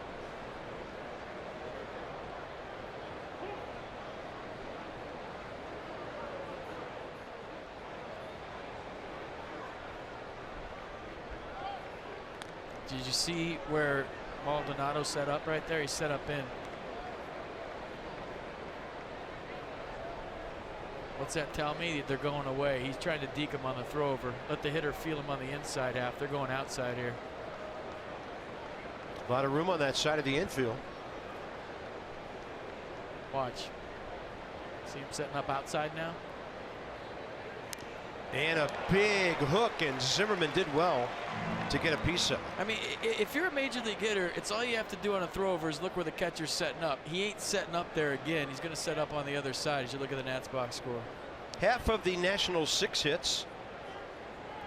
403-foot homer that registers as an opposite field home run for Harper back in the first. Just look back at the catcher when they throw over to first. He'll set up in the exact opposite spot because he's trying to DQ after the throw over.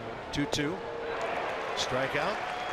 Number 5, 2 in this inning for Jesse Chavez. Looking over his game log this year, last 2 times out, he's gone 5.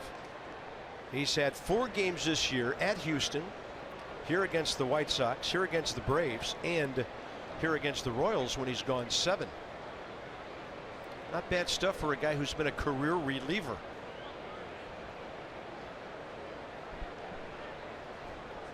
He's handled Daniel Murphy well twice tonight with a strikeout and a ground ball to the right side. Murph swinging early in the count that second time.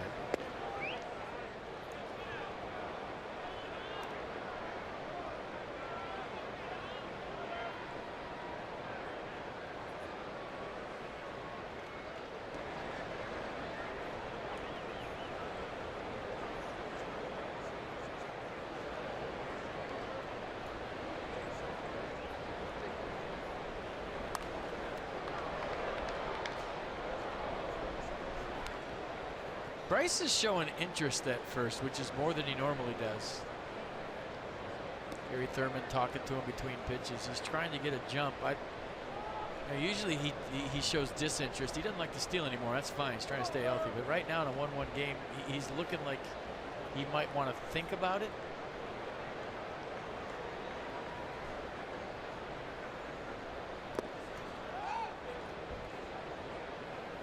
Maldonado thought about a snap throw, but Murphy was right in his line.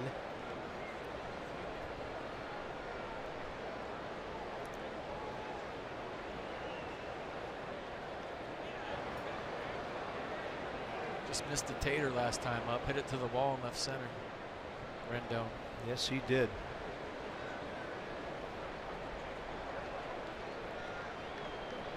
Two one. Yeah, Mike Sosa's seeing what I'm seeing.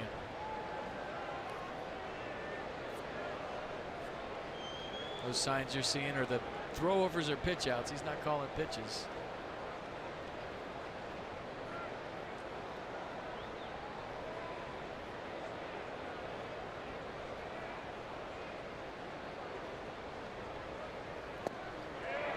Daniel Murphy not picking up Chavez, it appears. No, hasn't yet. Doesn't mean it could change in one pitch, but so far tonight, it doesn't look like he's seeing the ball out of his hand very well, or maybe guessing wrong a few times too.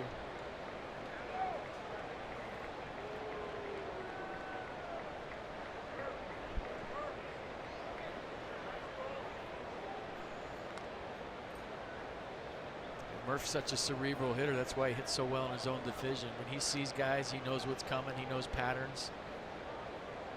He knows if you're tipping.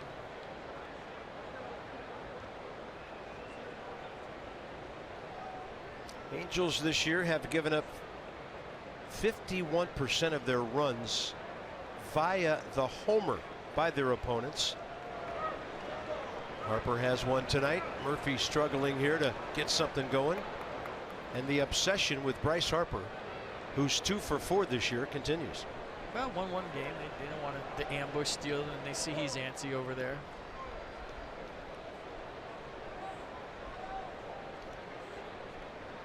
StatCast brought to you from Fios by Verizon. Fios not cable, wired differently. Go to getfios.com. And Murphy to the right side. Nick Franklin. That's it for the Nats. They have stranded not just 4 runners all night. 1-1.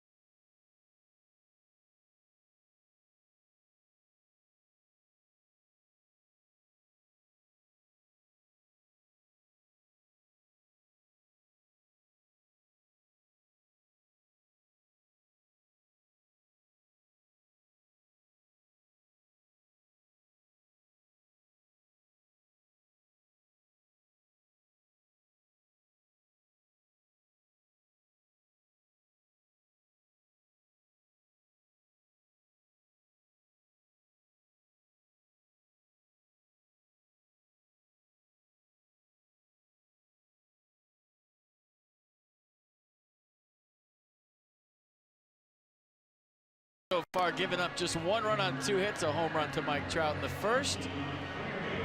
So hopefully he keeps it up and sticks around for a while. The road to October goes through Nats Park. Check it out. The first place Brewers are coming to town. They're 52-43, 3.5 up on the Cubs. Then the Rockies are in 3rd place right now, but they're 54-41. So big series coming at Nats Park. A big time test for the Brewers and the Rockies as they see how they match up against the Nats. Visit nationals.com/tickets today.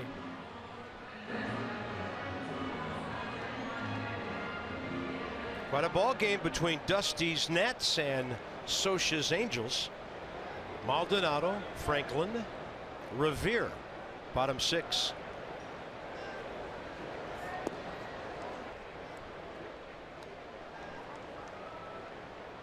Now is when you start to peek at the velocity for Edwin Jackson. See if it stays up there in the 95, 94, 96 range.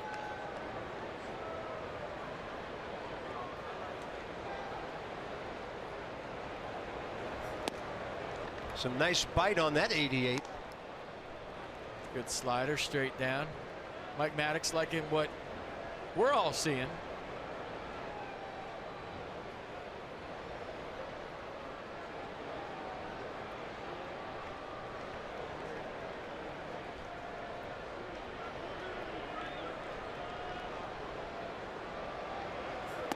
And then the fastball up 2-1.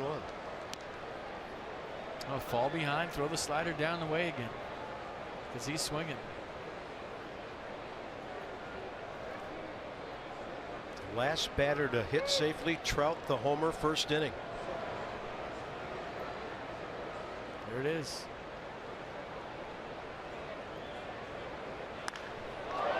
That got some plate, and that's a hard shot to left, and that's a home run. Very cozy down the line with that short wall. It's about 340 at the pole, and Maldonado's 10th of the year puts the Angels on top.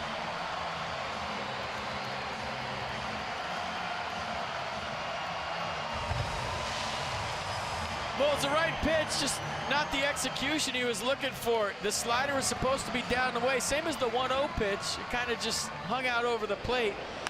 And a swinging bat's a dangerous bat. You knew he was swinging automatically in a 2-1 count, and a low liner gets out of here to make it 2-1. It was the right pitch called by Matt Wieters. It just didn't break how Edwin wanted it to.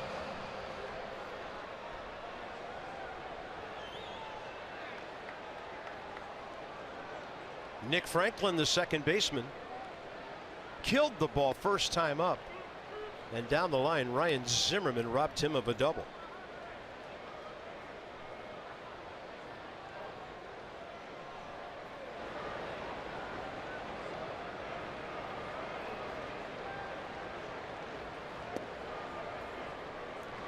Curveball just missing.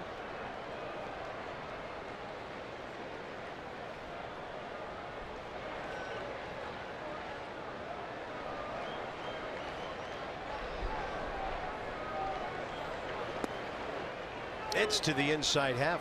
1-2. Nats have been really good when heading west this season, counting Colorado and the Pacific time zone. 10-3 on the year. Dusty's team averaging 7 runs a game plus, but they've run into some good pitching here tonight. And Jackson has been fine. That looked like a swing. And the count 2-2. Angels box. A long time between hits. Trout's 448-foot chop back in the first. And then Maldonado just inside the left field pole here in the 6th. Base hit earlier by Maben. He was caught stealing, injured, and taken out of the game on that play.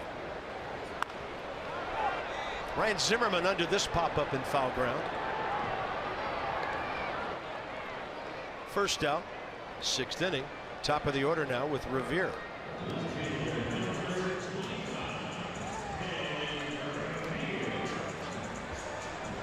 Tell you what, if you asked Edwin Jackson before the game if he gave up 2 runs in 6 innings with the Nats offense, he'd probably think he'd be up 8-2 by now, but they haven't figured out Jesse Chavez yet. And if anybody had told any of us that he'd be doing this, we'd say right on. Yeah. Can't wait to watch this. Nice pitch, great. Revere bouncing ball to second. His first time up in the third after replacing Maben.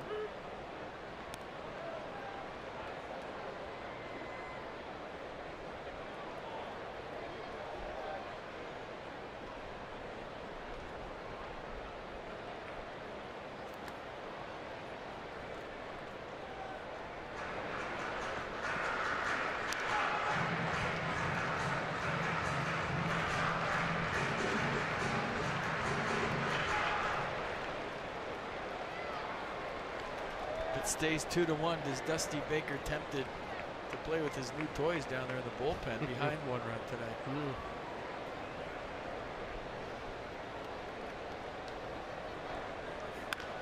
And Revere to the left side. Defoe boots it, and that's going to cost him the play at first base. That'll be Wilmer Defoe's 5th error.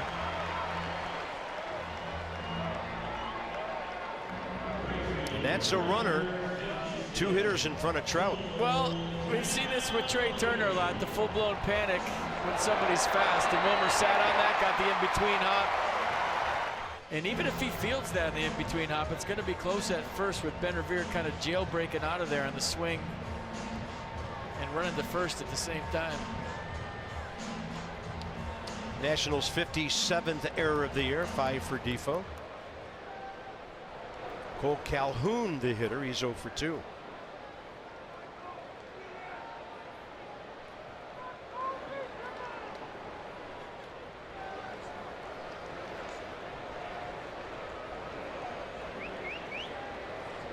By the way, I was just looking at the bullpen, prompted by your thought there. Ryan Madson last pitched 3 days ago against the Indians. A's were home when the trade was made, so those guys didn't have to come far to join the Nats. And Doolittle last pitched the day before that, so they're pretty fresh.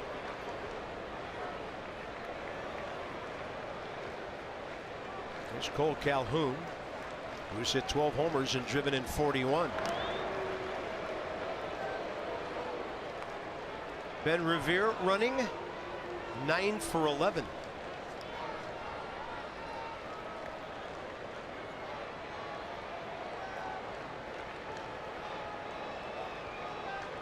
In fact, he's sitting on 199 career steals.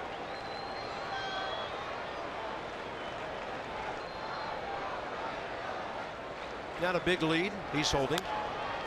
Tapper foul.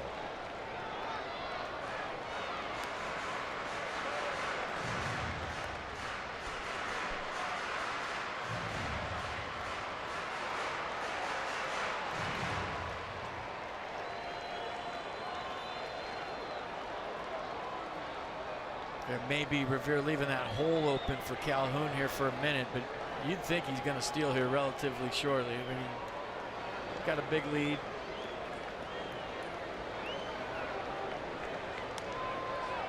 And they've been trying to keep him close.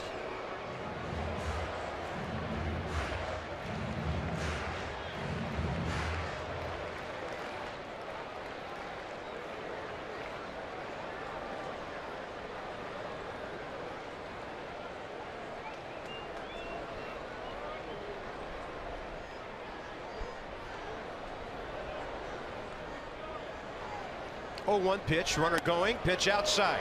Wieters right into the runner, and quite a tag by the spinning Wilmer Defoe. 2-6 on the caught stealing. Yeah, his lead was 9 feet, and we've shown you StatCast all season long. 12 foot is the normal. I mean, he had no lead at all right there, and he's thrown out by 4 steps, 3 steps, whatever. Good throw by Wieters, and Ben Revere with a horrible jump. It looked like he was scared of contact there on the top of it. Nats will take it. Big second out here in the 6th. Matt Wieters, 9th and 10th runners of the year thrown out tonight, trying to steal. I mean, he had no lead. 1-1 to Calhoun. And now 1 strike away from getting out of the inning with Trout on deck. I mean, it's okay to have maybe an 11-foot lead with all of your mindset going towards second base versus maybe a 12.5 to 13-foot lead and your mindset getting back on a pickoff, so you're more aggressive in your head going to second than coming back on a pick. But a 9-foot lead, I mean, We showed it to you. He was barely off the base. I don't know if that was a hit and run. Now, Trout will not bat in the 6th inning. To the 7th we go. Edwin Jackson gives up a homer, but he's been very solid through 6 quality start innings so far.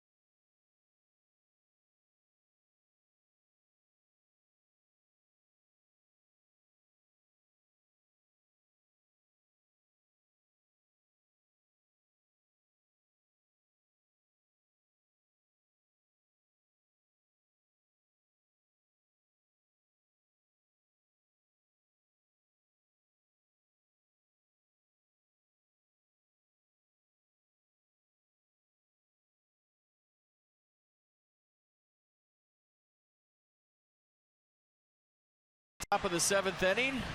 Anthony Rendon all locked and loaded, lead this thing off. There you go, channel 1. Why not? Washington D.C. Lexus dealers donate $250 to the Children's National Health System for the first 200 home runs hit by a Nats player this season. Lexus, experience amazing. She is checking her Nats updates to see if Rendon's about to hit a tater. Starting him young. Rendon and Lind, followed by Wieters. They all have hits in the game tonight. Anthony's 2nd inning single. Wieters, 1 hitter behind him. Actually 1 out behind him in the 2nd. Then Lind, a base hit leading off the 5th.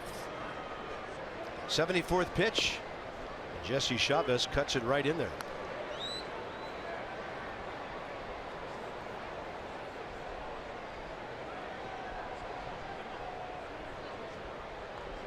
Wins above replacement. Anthony Rendon right there among the best in the game. He gets under 1 to left. Back is Revere. See you later. Anthony Rendon now a member of the 20 home run club. And this one's even.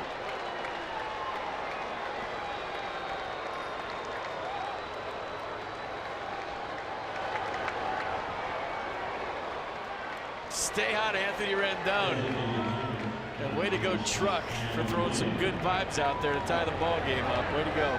That's 20 hits during his 12-game streak. 20 for 41. Just under 500.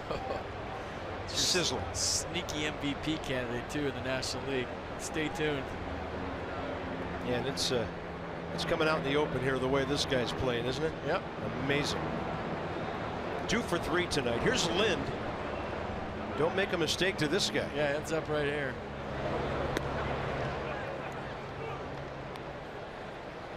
RBI number 64. So Rendon is on the verge of entering the top 10. That's right-hander Blake Parker for the Angels.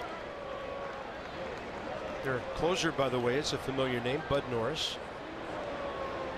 Rendon all smiles. Yusmeiro Petit, the former Nat, is in their bullpen. His numbers are good.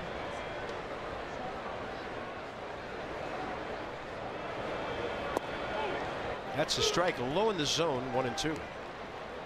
Nats are up to 140 home runs. Yeah, Norris has 14 saves, and he's never been a closer in his life. Yeah, 14 out of 16. Show me the tater again, please. Two-seam fastball, belt tie. Can't throw it there to a hot hitter or a good hitter. Ooh, how about that sound? Yeah. I go over the bullpen? No, into their bullpen.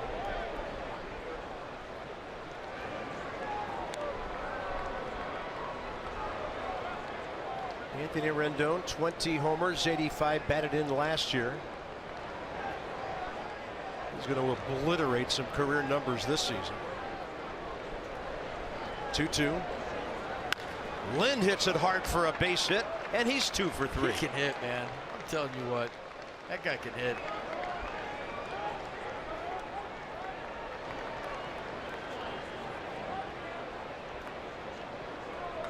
.42 for 128. And Adam Lynn now hitting .328. And Mike Scioscia to the mound. Nats have tied it. Now trying to take the lead. Jesse Chavez done. It's our Jiffy Lube pitching change. Choose a winning team for your vehicle. Jiffy Lube for value and convenience. JiffyLubeDC.com.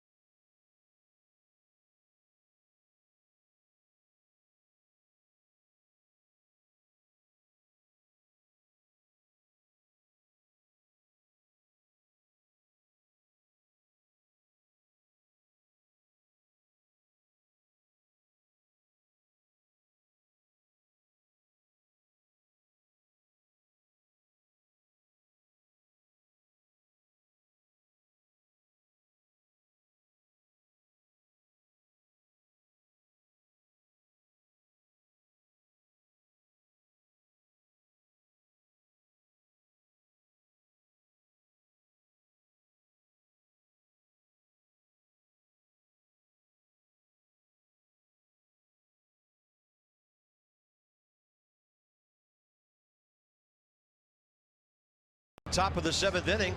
Matt Wieters about to come in. He'll be facing 32-year-old Blake Parker. Originally drafted by the Cubs out of the University of Arkansas in his hometown of Fayetteville. 135 career games and 44 of those this year with a 2.48 ERA. Yeah, fastball curveball split. Fastball averaging 94. Just watching him warm up. Looks like splits his best secondary pitch. He is not allowed an earned run in each of his 22 career games at Angel Stadium. That's a 4th longest streak all time, so he's due.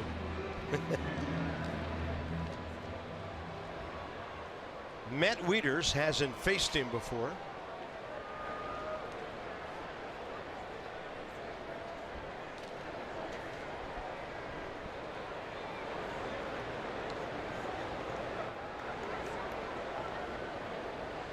Angels to pull, but not a true shift.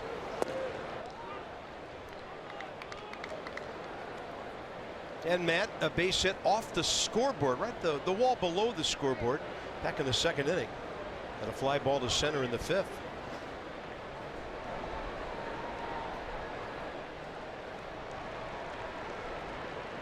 Blake Parker got a whole lot of stuff going on.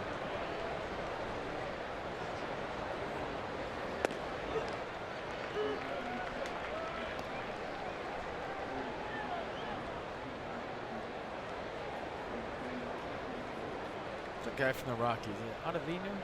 Adam Ottavino. He does all the stuff like this. It makes me nervous. This guy's making me nervous. Watch.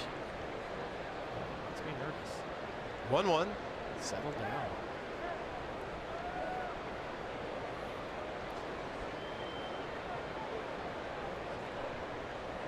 Dusty on the other end now.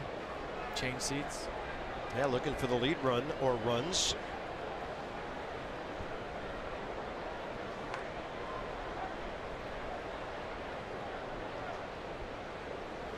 And Matt made a commitment, couldn't stop on that curveball in the dirt. 1 ball and 2 strikes. Hey, good morning back home. Thanks for being up late with us. First of a 2-game series here before we move on to Arizona. Dan, FP, and Bob, the gang's all back together. Sleep with your dad. Business to take care of tonight.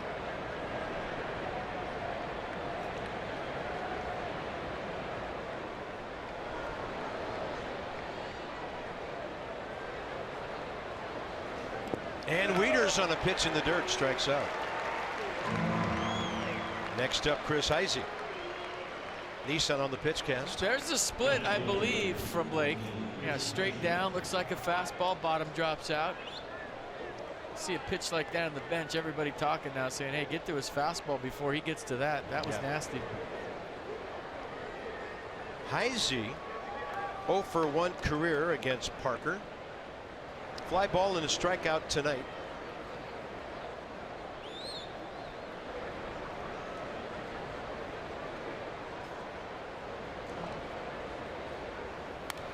And he got something to work with right there. Yeah, that's the one you got to get. When a guy's got a good out pitch, you want to get that first heater. It's almost like you're a pinch hitter. Might have been a little bit up, but a pretty good hack by Chris. He just was underneath it.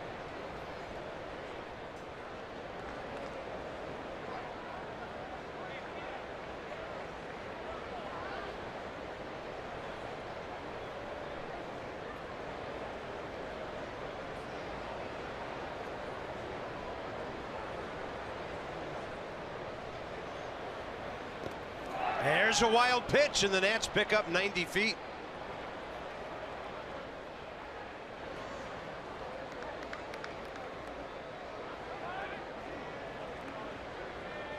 So tie ball game, free 90 feet. Thank you very much. Split in the dirt, good take. Maldonado thought he could catch it in the air, couldn't. And Adam Lynn off to the races, so now in scoring position. Chris Heisey with a chance to be the early hero here in the 7th.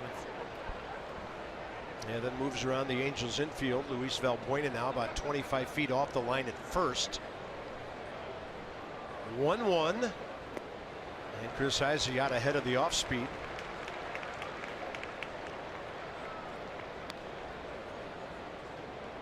So a split's so hard to pick up if you're a hitter. It has the same arm speed as a fastball. You just stick it way down between your fingers. It kind of squirts out, looks like the heater. You go to swing and the bottom drops out. Still have nightmares about that pitch. And then about the fastball and the curveball that change. And the slider too. Not much to deal with.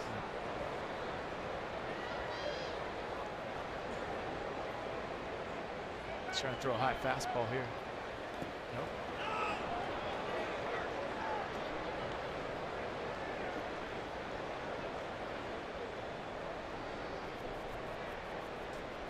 Well, there's a closer who's no longer available. Robertson of the White Sox to the Yankees, part of the deal with Todd Frazier. Frazier, Conley, and Robertson to the Yankees. And our old friends. Tyler Clippard to Chicago with some other youngsters.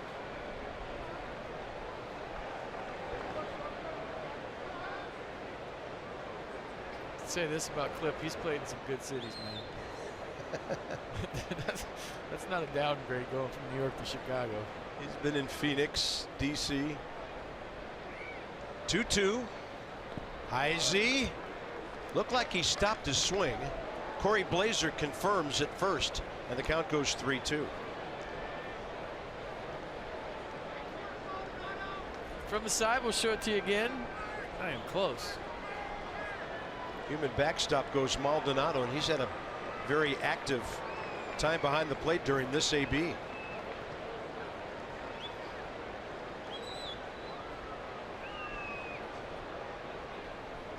And Heisey on the off speed, not biting. 2 on, 1 out. Good take, man. I'm all in on a fastball right there from Chris Heisey. Saw the split a bunch of times, recognized it early, and takes his base. Nicely done. Top of the order, Brian Goodwin, who's 0 for 3. He'll face Parker for the first time. Get into the late innings here, and you always got that one guy from the other team on your mind. Bryce Harper's 2 spots away from the Angels standpoint. And from the Nats standpoint, they want to score here because Trout leads off the bottom of the inning. There aren't many guys in the big leagues where you're always thinking about them and when's the next time they're coming up.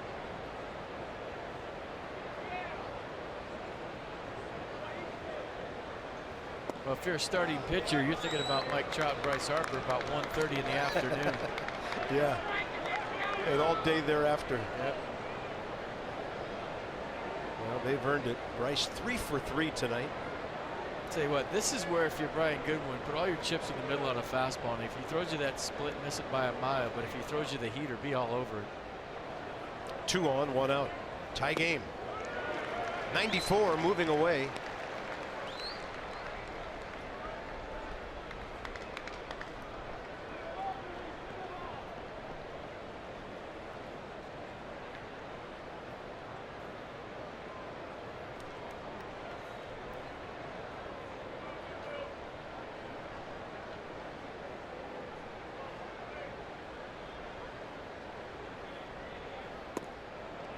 Count in the hitter's favor. Same way here, 2-1. You throw me a split, you got me. You throw me a fastball, I'm all over it.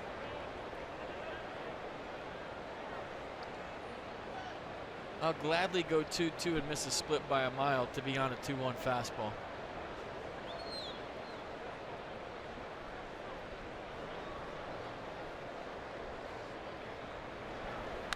Goodwin in the air to right. Moving back Calhoun. Just in front of the track. Tagging is Lind. Heading for third. Runners at the corners, 2 down. Just missed it. A couple of old Blue Jays there. You see what I'm seeing all through the stands right now? They're doing that cell phone thing with their lights everywhere. Looks like fireflies. Interesting. See the upper deck right there?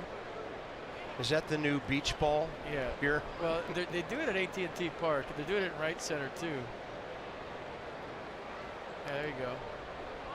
So we're told that's their rally call, but the Nats are hitting? I don't know what it is. A bunch of people wasting their batteries is all I know. All right. Wilmer Defoe. I'm gonna do it though. He's got to get something to work with here because Harper's on deck.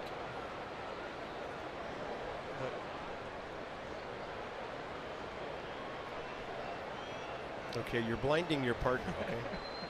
Come on. I mean, it's getting crazy now. It's kind of cool, actually.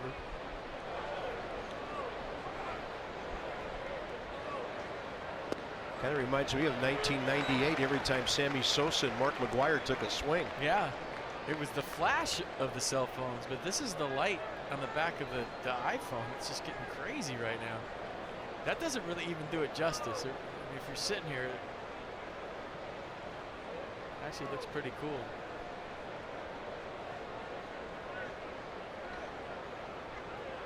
Tell you what, Wilmer's got the 5.5 hole. Look where Escobar's playing. He's playing in for the bunt. We talk about him playing. Look at the whole left side he's got right there with Escobar in close.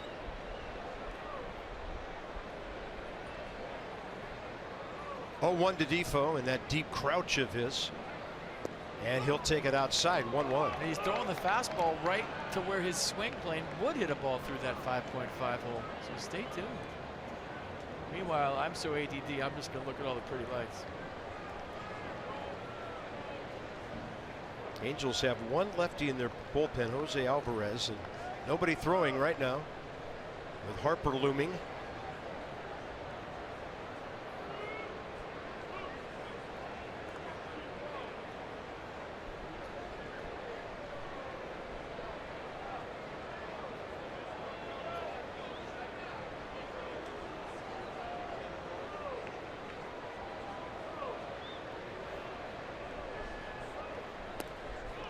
That one off speed, change up way outside, 2-1. 2-2 game, bottom of the 7th coming up with Trout for Mike Scioscia. Right now it's Defoe trying to get it to Harper to either load him up or put the Nats on top.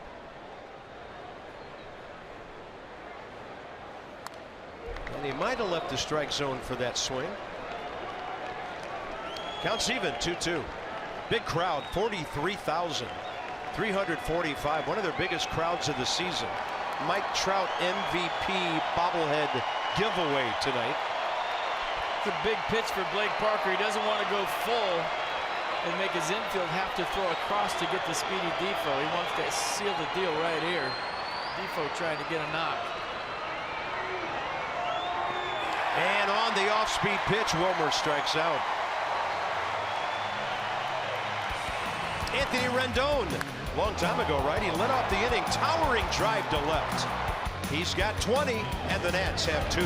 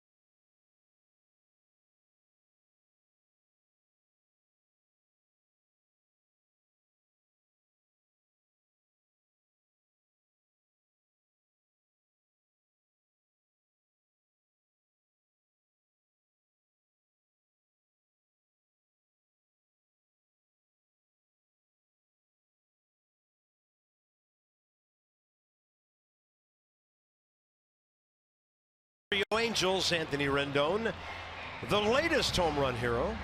And on the mound, Edwin Jackson about to embark on his 7th inning of work. Mike Trout, Albert Pujols, Yunel Escobar, 86 pitches, 53 strikes. And Trout, one of only 3 hits he's given up. I'm not messing with him here. I'm sorry. 0-2 pitches all day. Agreed. Ooh. Fastball up, and it was up high enough to get the foul ball. I'm looking down the Nats bullpen. Sean Burnett and Ryan Matthews getting loose. You are having flashbacks. Nobody up. This is all Edwin Jackson, folks.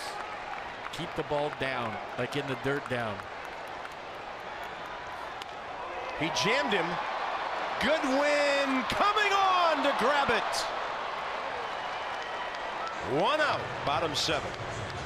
But you can't make this stuff up. Edwin Jackson, back in the big leagues since early this year with Baltimore, but getting a start for the first time in forever, gives up a home run to Mike Trout, a home run to Martin Maldonado, and is in the 7th inning. Who thought this? Who saw this? And Brian Goodwin helping his buddy out with a beautiful diving play. Look at Edwin Jackson. I just think he's having fun out there, Carp, playing with house money. He is. This is just a great story developing here in Anaheim. I'll tell you what. He got called up to start a game for a first-place team, and he's doing a heck of a job. Now he's got to take on Albert Pujols, who's 3 for 13 career against him, including 2 ground balls to short tonight, and that's upstairs, ball 1. 89 pitches, 55 for strikes. And yeah, that required a great play, but that was a good pitch. He jammed Trout into that flare. That's Cam Bedrosian.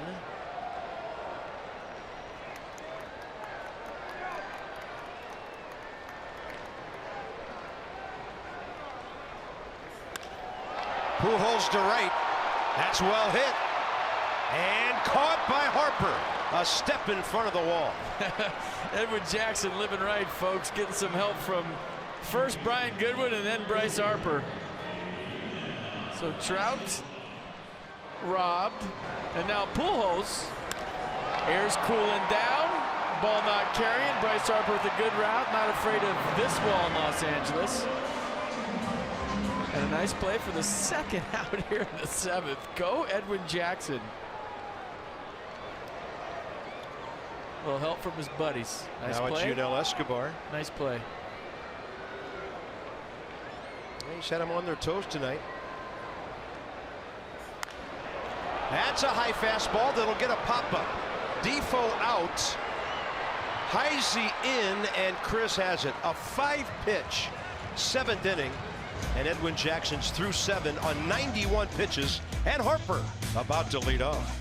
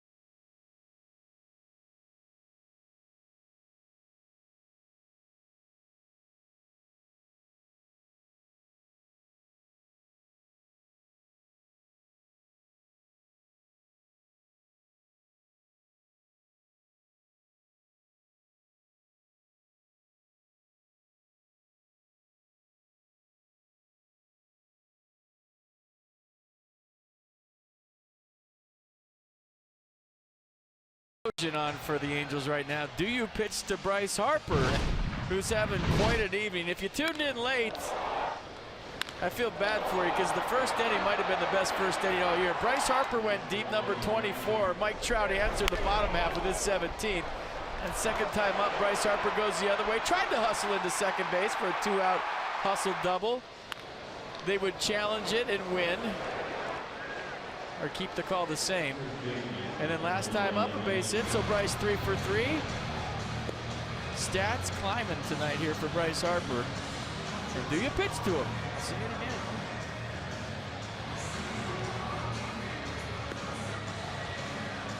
again. $15 minutes could save you 15% or more in car insurance. Visit geico.com. See how much you can save. If the name Bedrosian sounds familiar, of course, this is Cam Bedrosian, son of Steve, who pitched in the big leagues for 14 years with the Braves, Phillies, Giants, and the Twins, and won a Cy Young with the Phillies in '87. Nats haven't seen him before, but Rayburn and Wieters have faced him before in the American League. But this time it's all about him against Bryce Harper. Yeah, pretty big split between the fastball and the slider. Fastball 94, slider 84.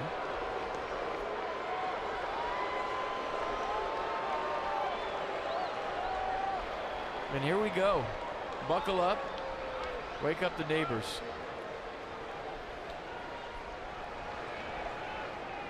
Three for 3. Bryce Harper now hitting .335 and a strike. Yeah, opponent's hitting .273 against the Bedrosian four-seam fastball. Just .179 against the slider you just saw for strike 1.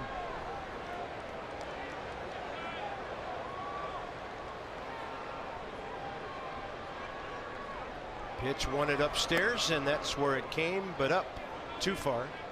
1 ball, 1 strike. Ryan Madson for the bottom of the 8th. 1 save with Oakland this year. 86 career. That's trying to score here and get a possible win for Edwin Jackson. We saw plenty of handshakes in the dugout after his amazing outing tonight. 2 mistakes, a 3-1 fastball to Mike Trout in the first, and I think a 2-1 slider to Martin Maldonado that he didn't get down the way. Other than that, he was awesome. He retired 18 of the last 20 hitters he faced to get it through 7. 91 pitches, 57 strikes. 1-2 to Harper here. Big gap right center. Just spinning on that breaking ball in the dirt.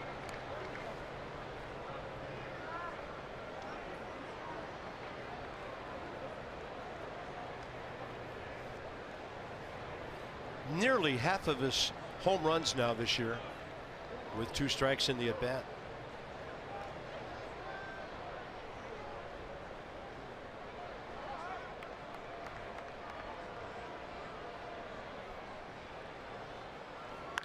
A rocket down the right field line. Harper's 4 for 4. He's probably thinking 3 until Calhoun stops him, and he's going to go into third base. Homer, 2 singles and a triple. Have a night, Bryce Harper.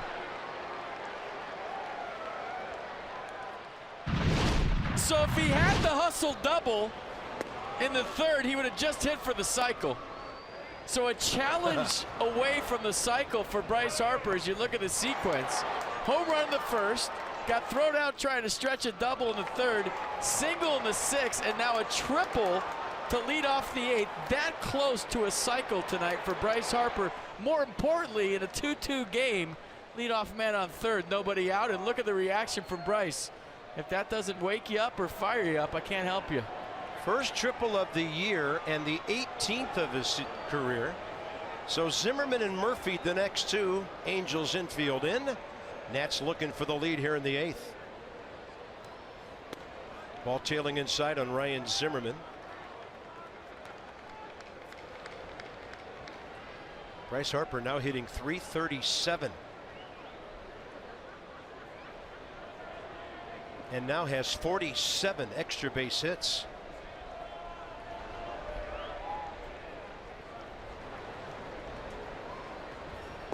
Bryce, in the dirt, 2-0. 2 4-hit games career before this year. That's his 4th 4-hit game this year. Maldonado for a visit. I mean, I'm telling you what, I don't know what level he and Mike Trout are on. I can't even pretend to start. But this is a personal thing tonight. He's on stage with the other best player in the other league. And he's playing hard. He tried to stretch a single into a double. He just stretched a double into a triple. He hit a home run his first time up. This is Bryce Harper showing the world, or whoever's watching, that he's every bit as good as Mike Trout. Hasn't had the consistency or the health that Mike Trout has had. He just got off the DL for the first time in his career, Trout did. But this whole thing is the game within the game. I don't care what you say. It's what everybody came to see, and Bryce Harper showed up big time. Strike called to Zimmerman, 2-1. Edwin Jackson with a possible W on the line here.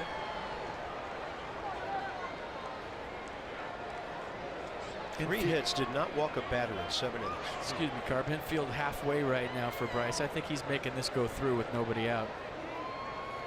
That's through, and the Nats have the lead. Ryan Zimmerman, RBI number 65. 3-2 ball game. Okay, new bullpen, you're up. It's your turn. See what you got. And Murphy next with nobody out. What a night for Bryce Harper, man. If that doesn't fire you up, I don't know what does. Check your pulse. You might not be alive.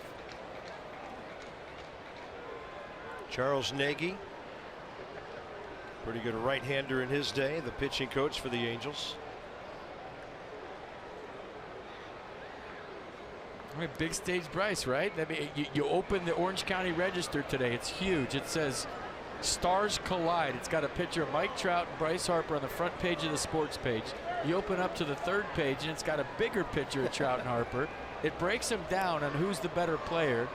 You don't think Bryce Harper knows that? Didn't open the paper this morning and say, hey, guess what, everybody? This is my game. This is how I play. Mike Trout's had a pretty good game himself, so I mean, needless to say, it's two teams playing, but the one-on-one matchup has definitely lived up to the hype. Keenan Middleton. Here's Daniel Murphy, 0 for 3 tonight.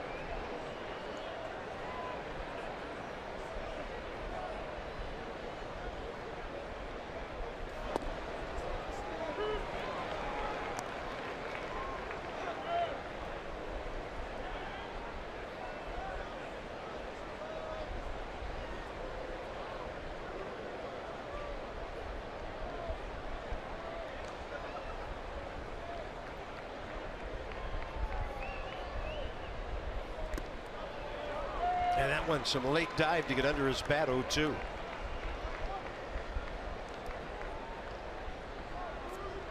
Anthony Rendon as hot as anybody.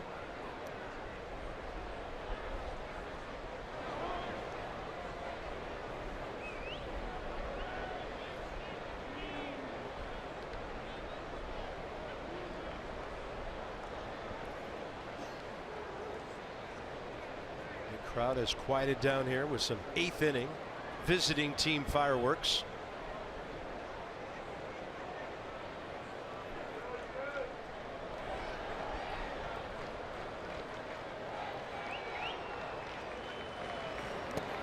Way inside, and Maldonado just saved his pitcher 90 feet.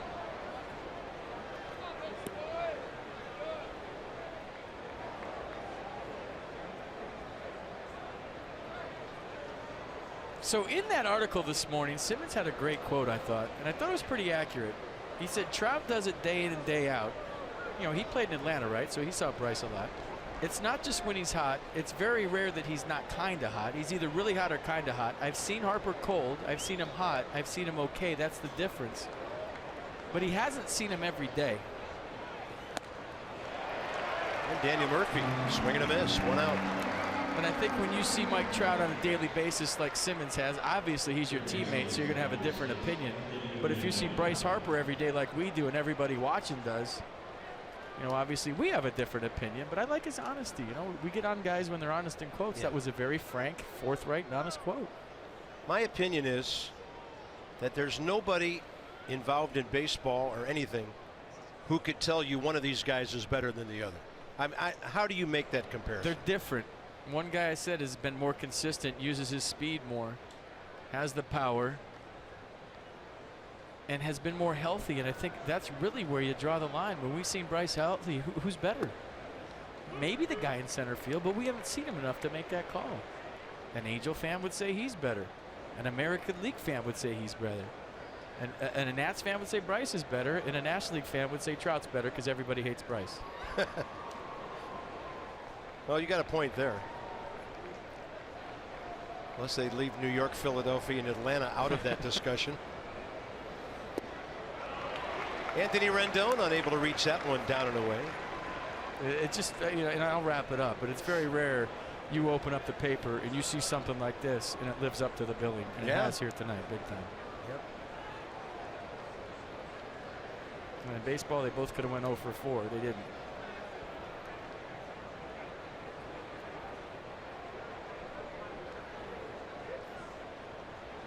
Rendon protect mode 0-2. Hits it up the middle, and Simmons to his second baseman, and they will turn a 6-4-3. But Bryce Harper leading off with a shot down the right field line gets to third. Brian Zimmerman wasting no time to add a second hit onto this one. Harper flying around here in Southern California, and then Zimmerman puts the Nats on top.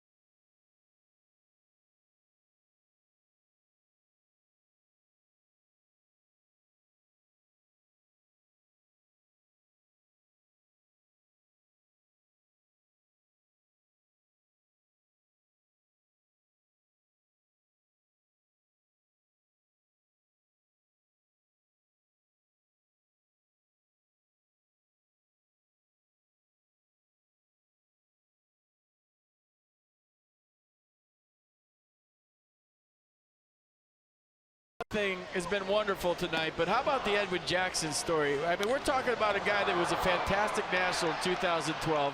He's been around the block about 18 times. We saw him in the clubhouse today. He said, if I talk to you on the day I pitch, then it's not going to affect the way I pitch. But 7 innings, 3 hits, 2 runs, 3 strikeouts, no walks. 91 pitches, 57 of those for strikes, and Dusty Baker, a great big bear hug for his right-hander tonight, who did way more than any of us expected. I got to be honest with you. Edwin Jackson, welcome back to the Nationals. You had a wonderful, wonderful evening. And because of Harper and Zimmerman, it is in line for the win. Bullpen has 6 outs to get, and here's Ryan Madson, his first appearance as an at. 41st appearance of the season. Andrelton Simmons jumps all over one and fouls it high in the air back. Simmons 1 for 3 career against Madson, who has a career earned run average of 3.40 in 12 years. First batter face, good numbers. Fastball, cutter, curveball changed the arsenal for Madson. Fastball averages 95. Changeup 85. Trying to drop that breaking ball in there. Not that hittable this year. 25 hits in 39 innings. 39 Ks, 6 walks. Where'd this miss? I don't know. Batter almost knelt down. Shouldn't affect the strike zone. And this one fouled back right below us. When you have insight, you know how to handle your finances with confidence. Brought to you by PNC Bank, for the achiever in you. And one of the Nats' super prospects, Neftali Soto, 28 years of age at first, and doing it all for Syracuse. Late in his professional career, or is he on the verge of something big at that age? There's a fly ball to center. Murphy pointing up as he runs out towards center, and no problem for Goodwin. More on Ryan Madson. Here's Dan. Bob, as mentioned earlier, Ryan Madson had Tommy John surgery a few years ago. He said earlier today that prior to the surgery, he was more of a 4-seam changeup guy, and he's evolved over the years. Now he's more sinker curveball. He's adapted because of the physical changes that happened after the surgery. Kind of stopped throwing the curveball because of the surgery. There's no pain in there now. He says he can throw the curveball as often as he wants, but that sinker is really what he relies on heavily, not as much of the 4-seam as he used to. Yeah, opponents just 8 for 62 against that sinker you're talking about, with a 175 average and hitting 231 against his curveball. Valbuena 1 for 3 career against him.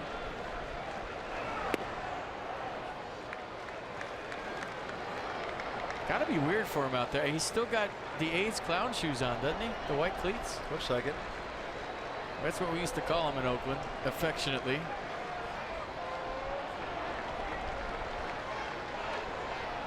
And you would imagine, of all the guys in the Nats bullpen, he has the best knowledge of Angels hitters, same division. Yeah. Well, Dusty doesn't care if he wears snowshoes out there if he gets guys out. I mean, you could wear legit clown. You could wear flippers, scuba flippers, to get guys out. That's on the inside edge. Strike 2. 97. Working ahead.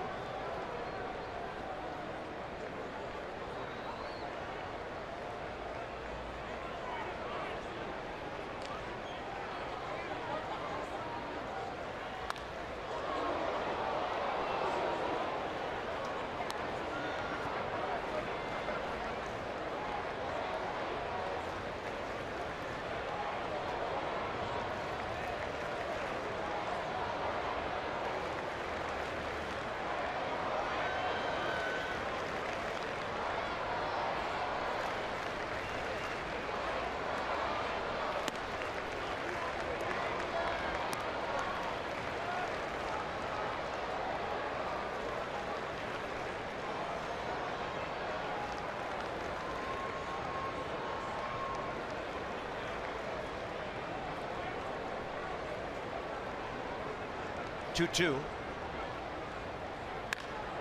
This one to left. Moving Heisey back. Sprinted to a spot. 2 down. Head of the fence where the Peanuts take on the Lynchburg Hillcats. Ooh, the Lynchburg Hillcats are really good, I heard. July 20th through the 23rd. Friday the 21st features 1989 Prince William County on-field jersey auction. That sounds amazing. And Saturday it's Mighty Ducks Day. Wait, they play right down the street, so I don't get that. Anyways, call the number on your screen or go to the website for all kinds of really weird stuff there.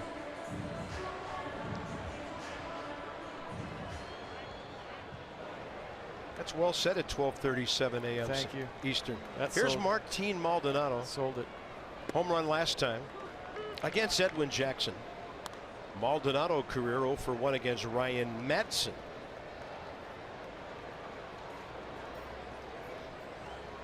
Nice job, Edwin Jackson.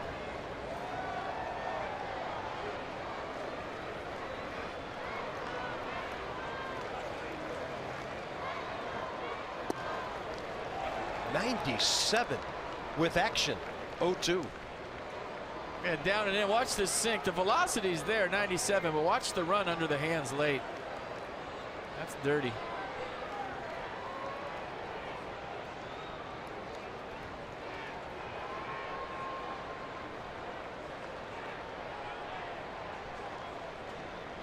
(0-2). 2 outs in the 8th, and the hitter getting time.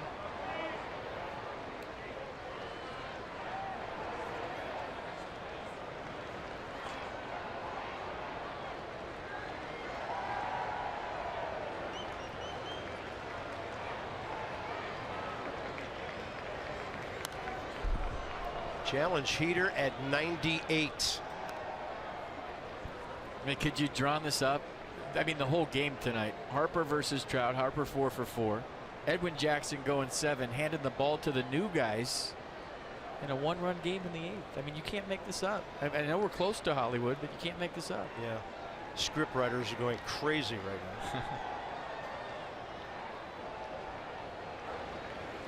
now. 0-2.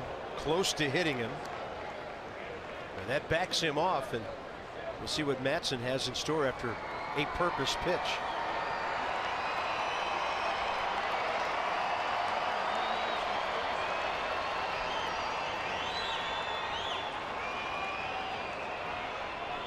Swing and a miss. Fly ball to center, fly ball to left, swinging strikeout. Welcome to the ball club, Ryan Madsen. Nationals baseball on Masson, brought to you by the Lexus RX, featuring a pre-collision system with pedestrian detection. Standard. Big helmets outside, some big swings inside tonight.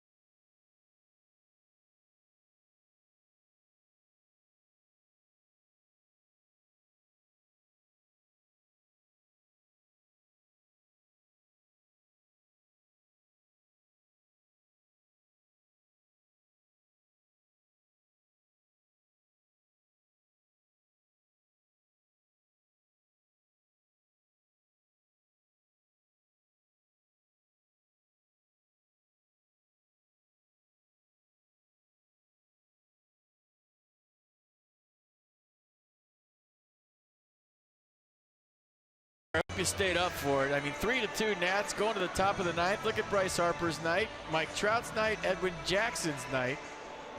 But don't sleep on Anthony Rendon. And we always kind of forget about him with, Harper, Zimmerman, and Murphy.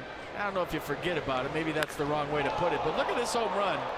406 feet, 102.7 miles an hour, 35.2 degrees.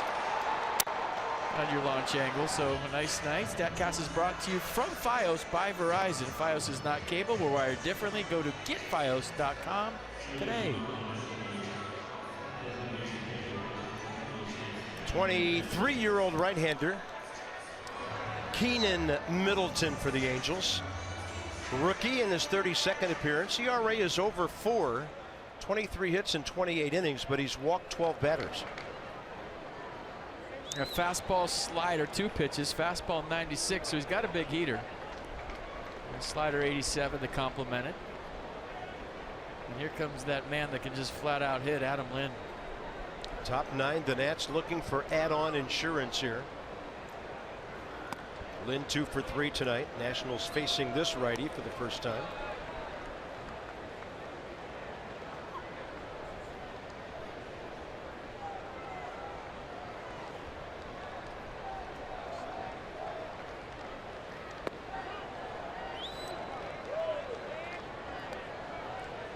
By the way, that was a 15-pitch, 11-strike 8th inning for Ryan Madson. Beautiful.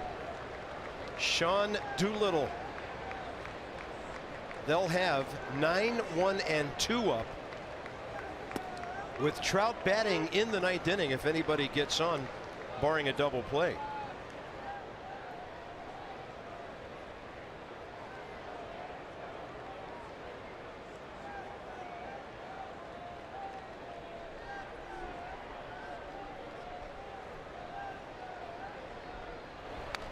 Oh, big rip.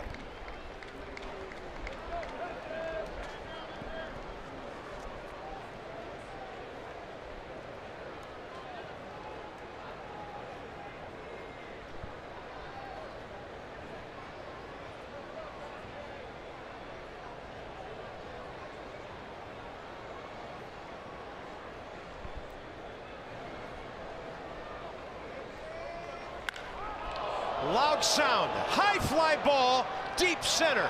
See you later. Adam Lind, a 3 for 4 night and his 8th of the year, puts the Nats on top 4-2. that man can hit.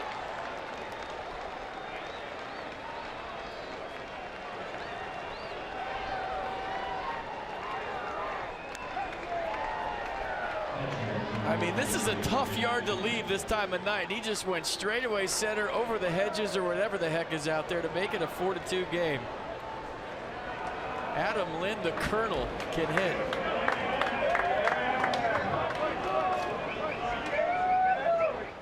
I'll tell you what, Carp, I saw something I haven't seen in a long time. He was looking out at Kenyon Middleton between pitches like he wanted a piece of him. And it was nothing personal. He was just psyching himself up for the next swing. I think he thought he should have hit a pitch and he fouled off. And we had the shot of him between pitches. I mean, the look in his eye was like, you're not beating me, dude. And here's the result. Fastball, or was it a slider? Look at that, slider down and in, and he takes him deep.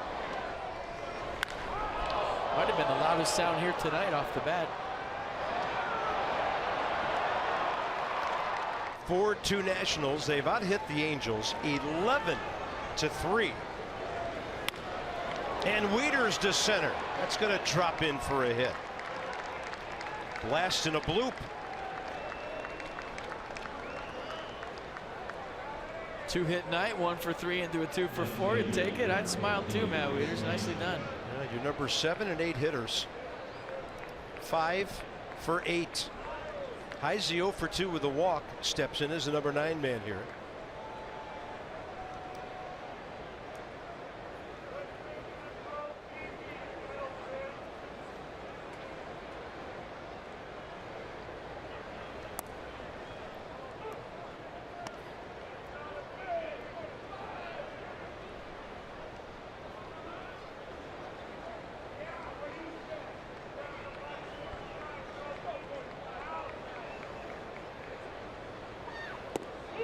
Cutting away.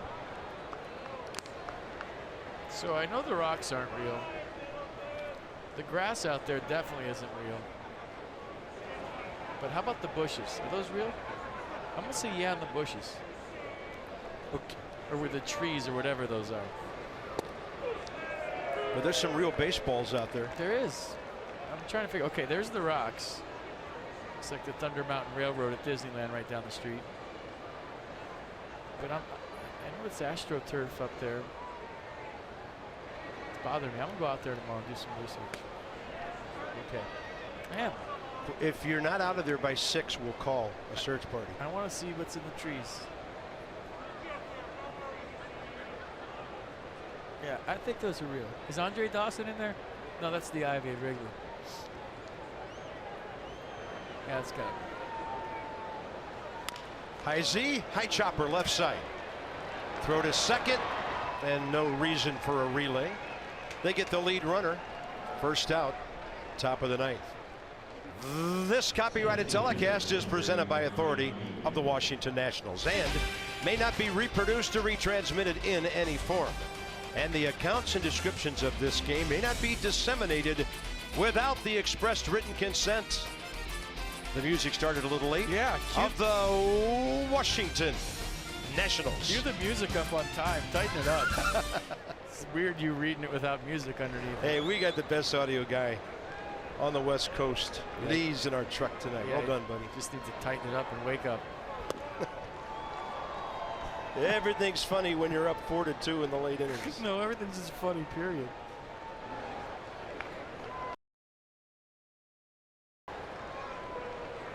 One on, one out, a run in. Brian Goodwin trying to salvage a 1-for-5 out of the night.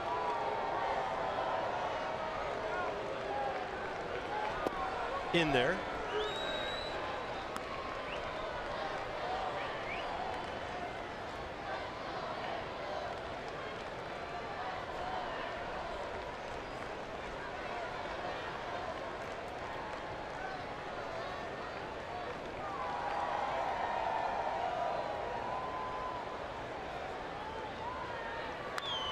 Good rip by Brian Goodwin.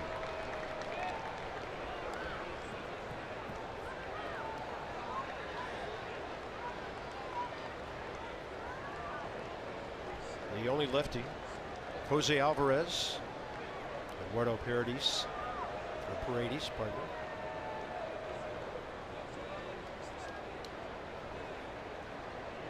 One and two to Goodwin.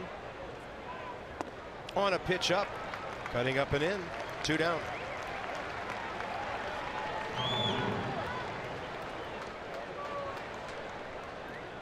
Who but WB Mason presents Nets Extra Post Game. Byron still in the studio for late night, and Ray Knight has joined him. That's when this one is over.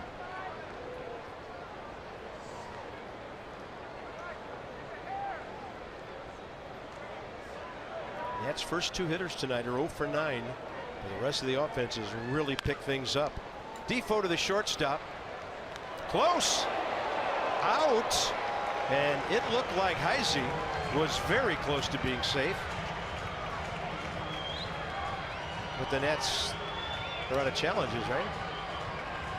Here's where Dusty might want to go with that crew chief review thing. Yeah.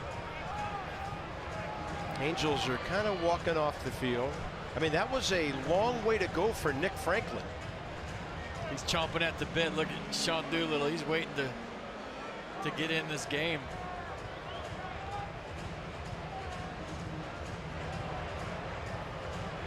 The Spire's saying no. Here's we're going to the bottom of the 9th inning. Jackson, Madsen have done their jobs, and Sean Doolittle now on his way in for his Nats debut. Number 62. Here we go.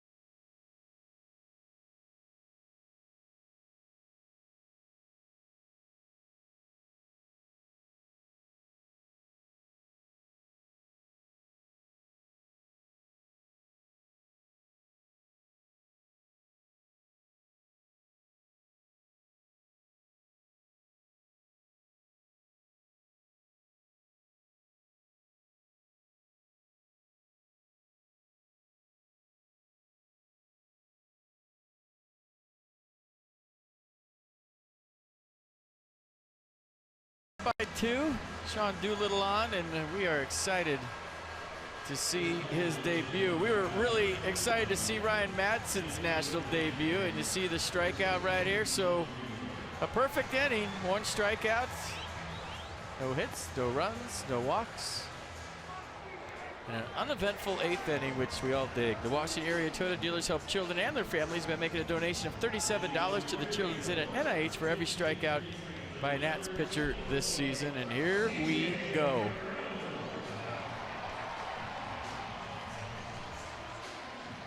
'24th game. Not a lot of appearances. 3.38 the ERA. Doolittle 3 saves this year, 36 career. C.J. Cron will be the pinch hitter here for the Angels in the number 9 spot for Nick Franklin. Left-handed pitcher, right-handed hitter. So fastball slider change from Doolittle. Fastball 94. It's got a lot of spin rate late. Plays a little up from the velocity you see. C.J. Cron as a pinch hitter, 2 for 3 with a home run. He has faced Doolittle before, and that's ball 2. Cron 0 for 2 against the Nats lefty with a strikeout and a walk. Yeah, harness the emotion, do what you do best, and control the situation. All easy things to say up here with makeup on, but he's got to have some butterflies. Ball 3.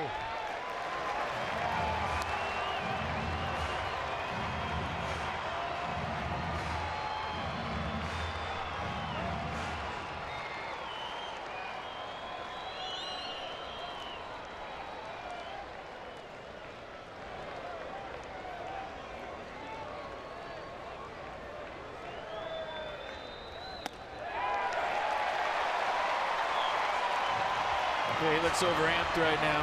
How big's the Lindhomer looking right now?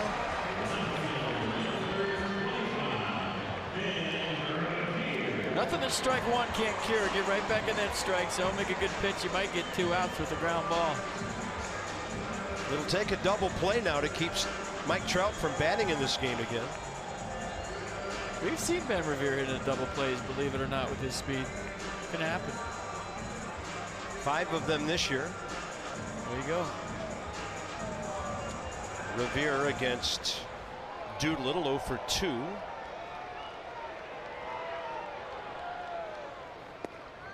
And he gets in the strike zone, outer half with the first offering.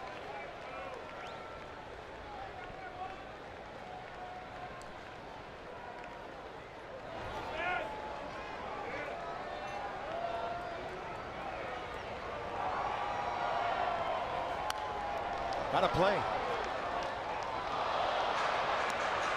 I think it's important for both these guys to get off to a good start. They know what's happened here. They know about the bullpen and what's happened this season. And, you know, a lot of times when you get traded over to a team, you want to be the savior. You want to be the guy that comes in, you know, on the white horse and saves the day. And sometimes you get a little too excited, even if you're a veteran and you're used to the situation. So trust the process, do what you do best, and don't be overwhelmed by what's happened before you got here and try to change it all in one night.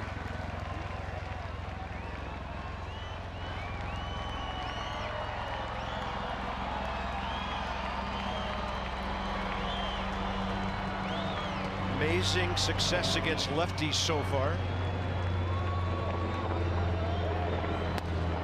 All 2 up.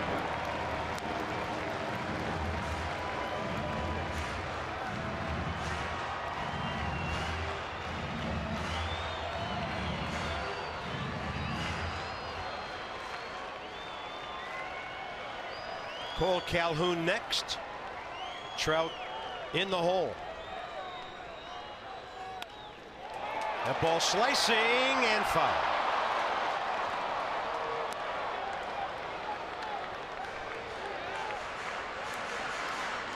So that's tying run on second, nobody out if that drops.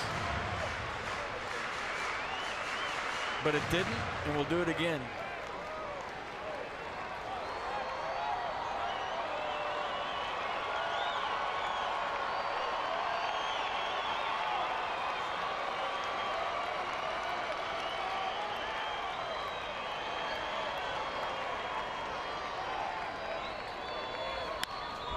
Left side. Defoe. Murphy, and he wisely holds on.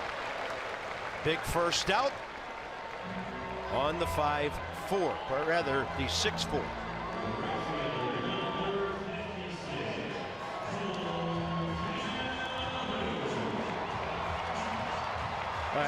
I vote for a double play right here, and the guy on deck doesn't get a play anymore tonight.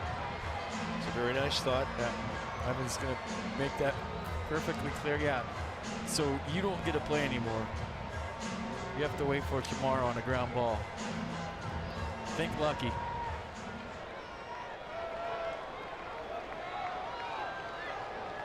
Cole Calhoun, 3 for 11 career against Sean Doolittle.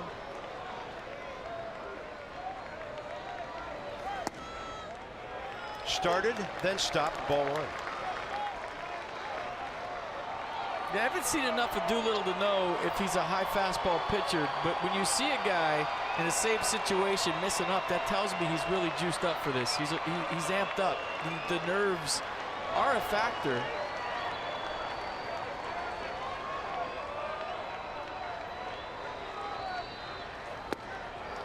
.95 right by him. Got a lot of the plate, and the hitter couldn't do it. Look at him get on top of this fastball. Downhill, 95 past Calhoun. Great pitch. Don, you wouldn't be human if you weren't nervous right now.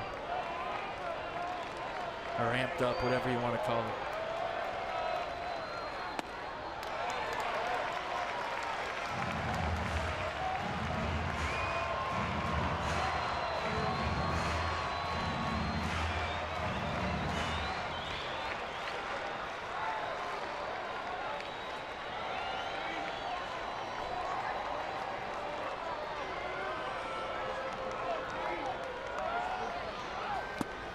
Another swing miss on 95. Has he thrown anything but a fastball yet? I love it. Going right after guys.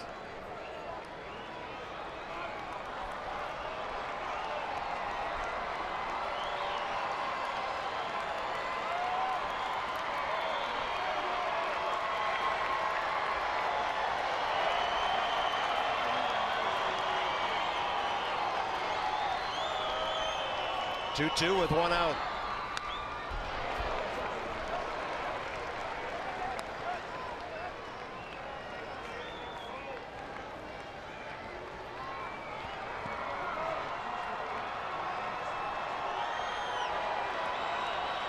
At 15 pitches, all fastballs from Doolittle.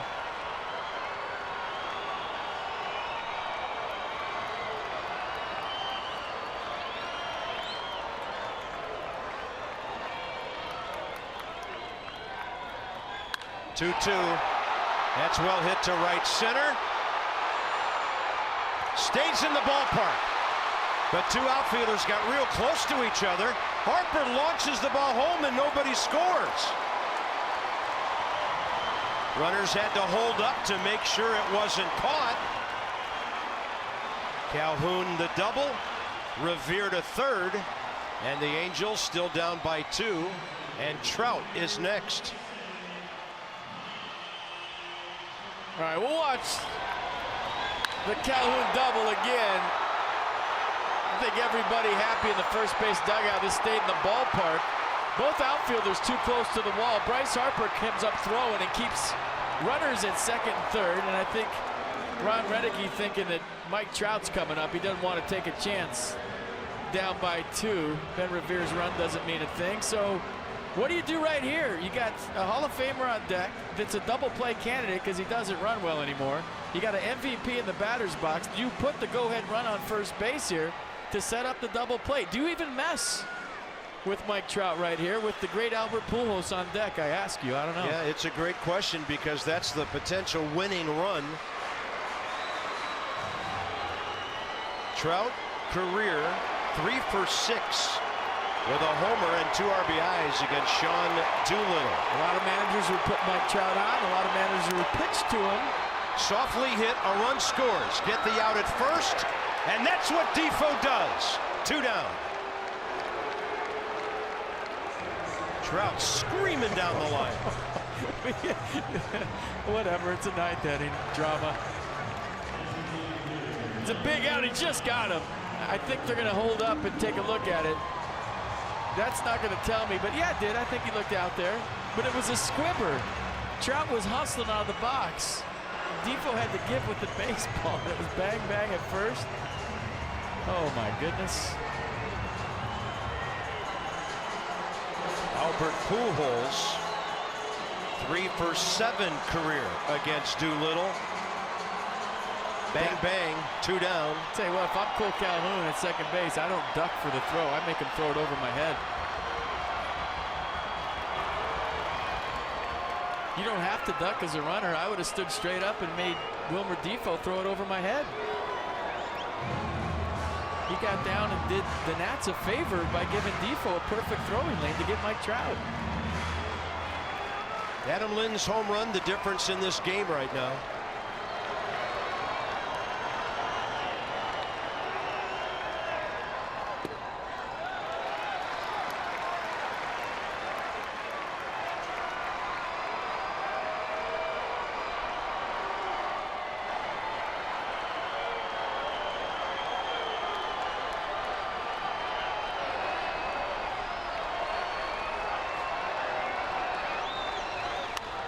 Out of play, right side on a big swing by Albert Pujols. Counts even, 1-1.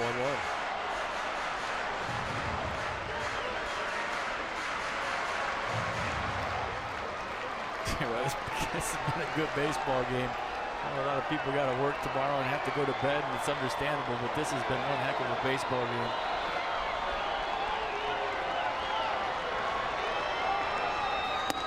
Swing and a miss on 97. Right 2. That was the extra heater from Doolittle. Humped up 97. Led her high, and Pujols couldn't catch up. Here's my best bolt, Albert. Hit it.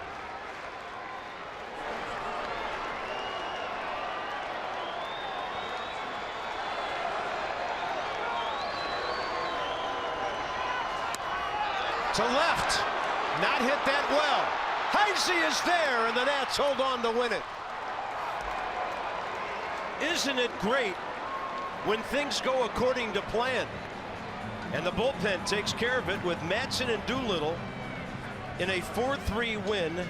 Madsen the hold and Sean Doolittle the save. All fastballs from Doolittle went right after the Angels, and it's just big to get that first save as a Nat under his belt. Now he goes. You know, the nerves are gone. Now you just pitch in the 9th inning, get that first save. The 8th with Madsen, the 9th with Doolittle. Just how we drew it up. What a ball game here from Anaheim. The Nats are 21 games over 500.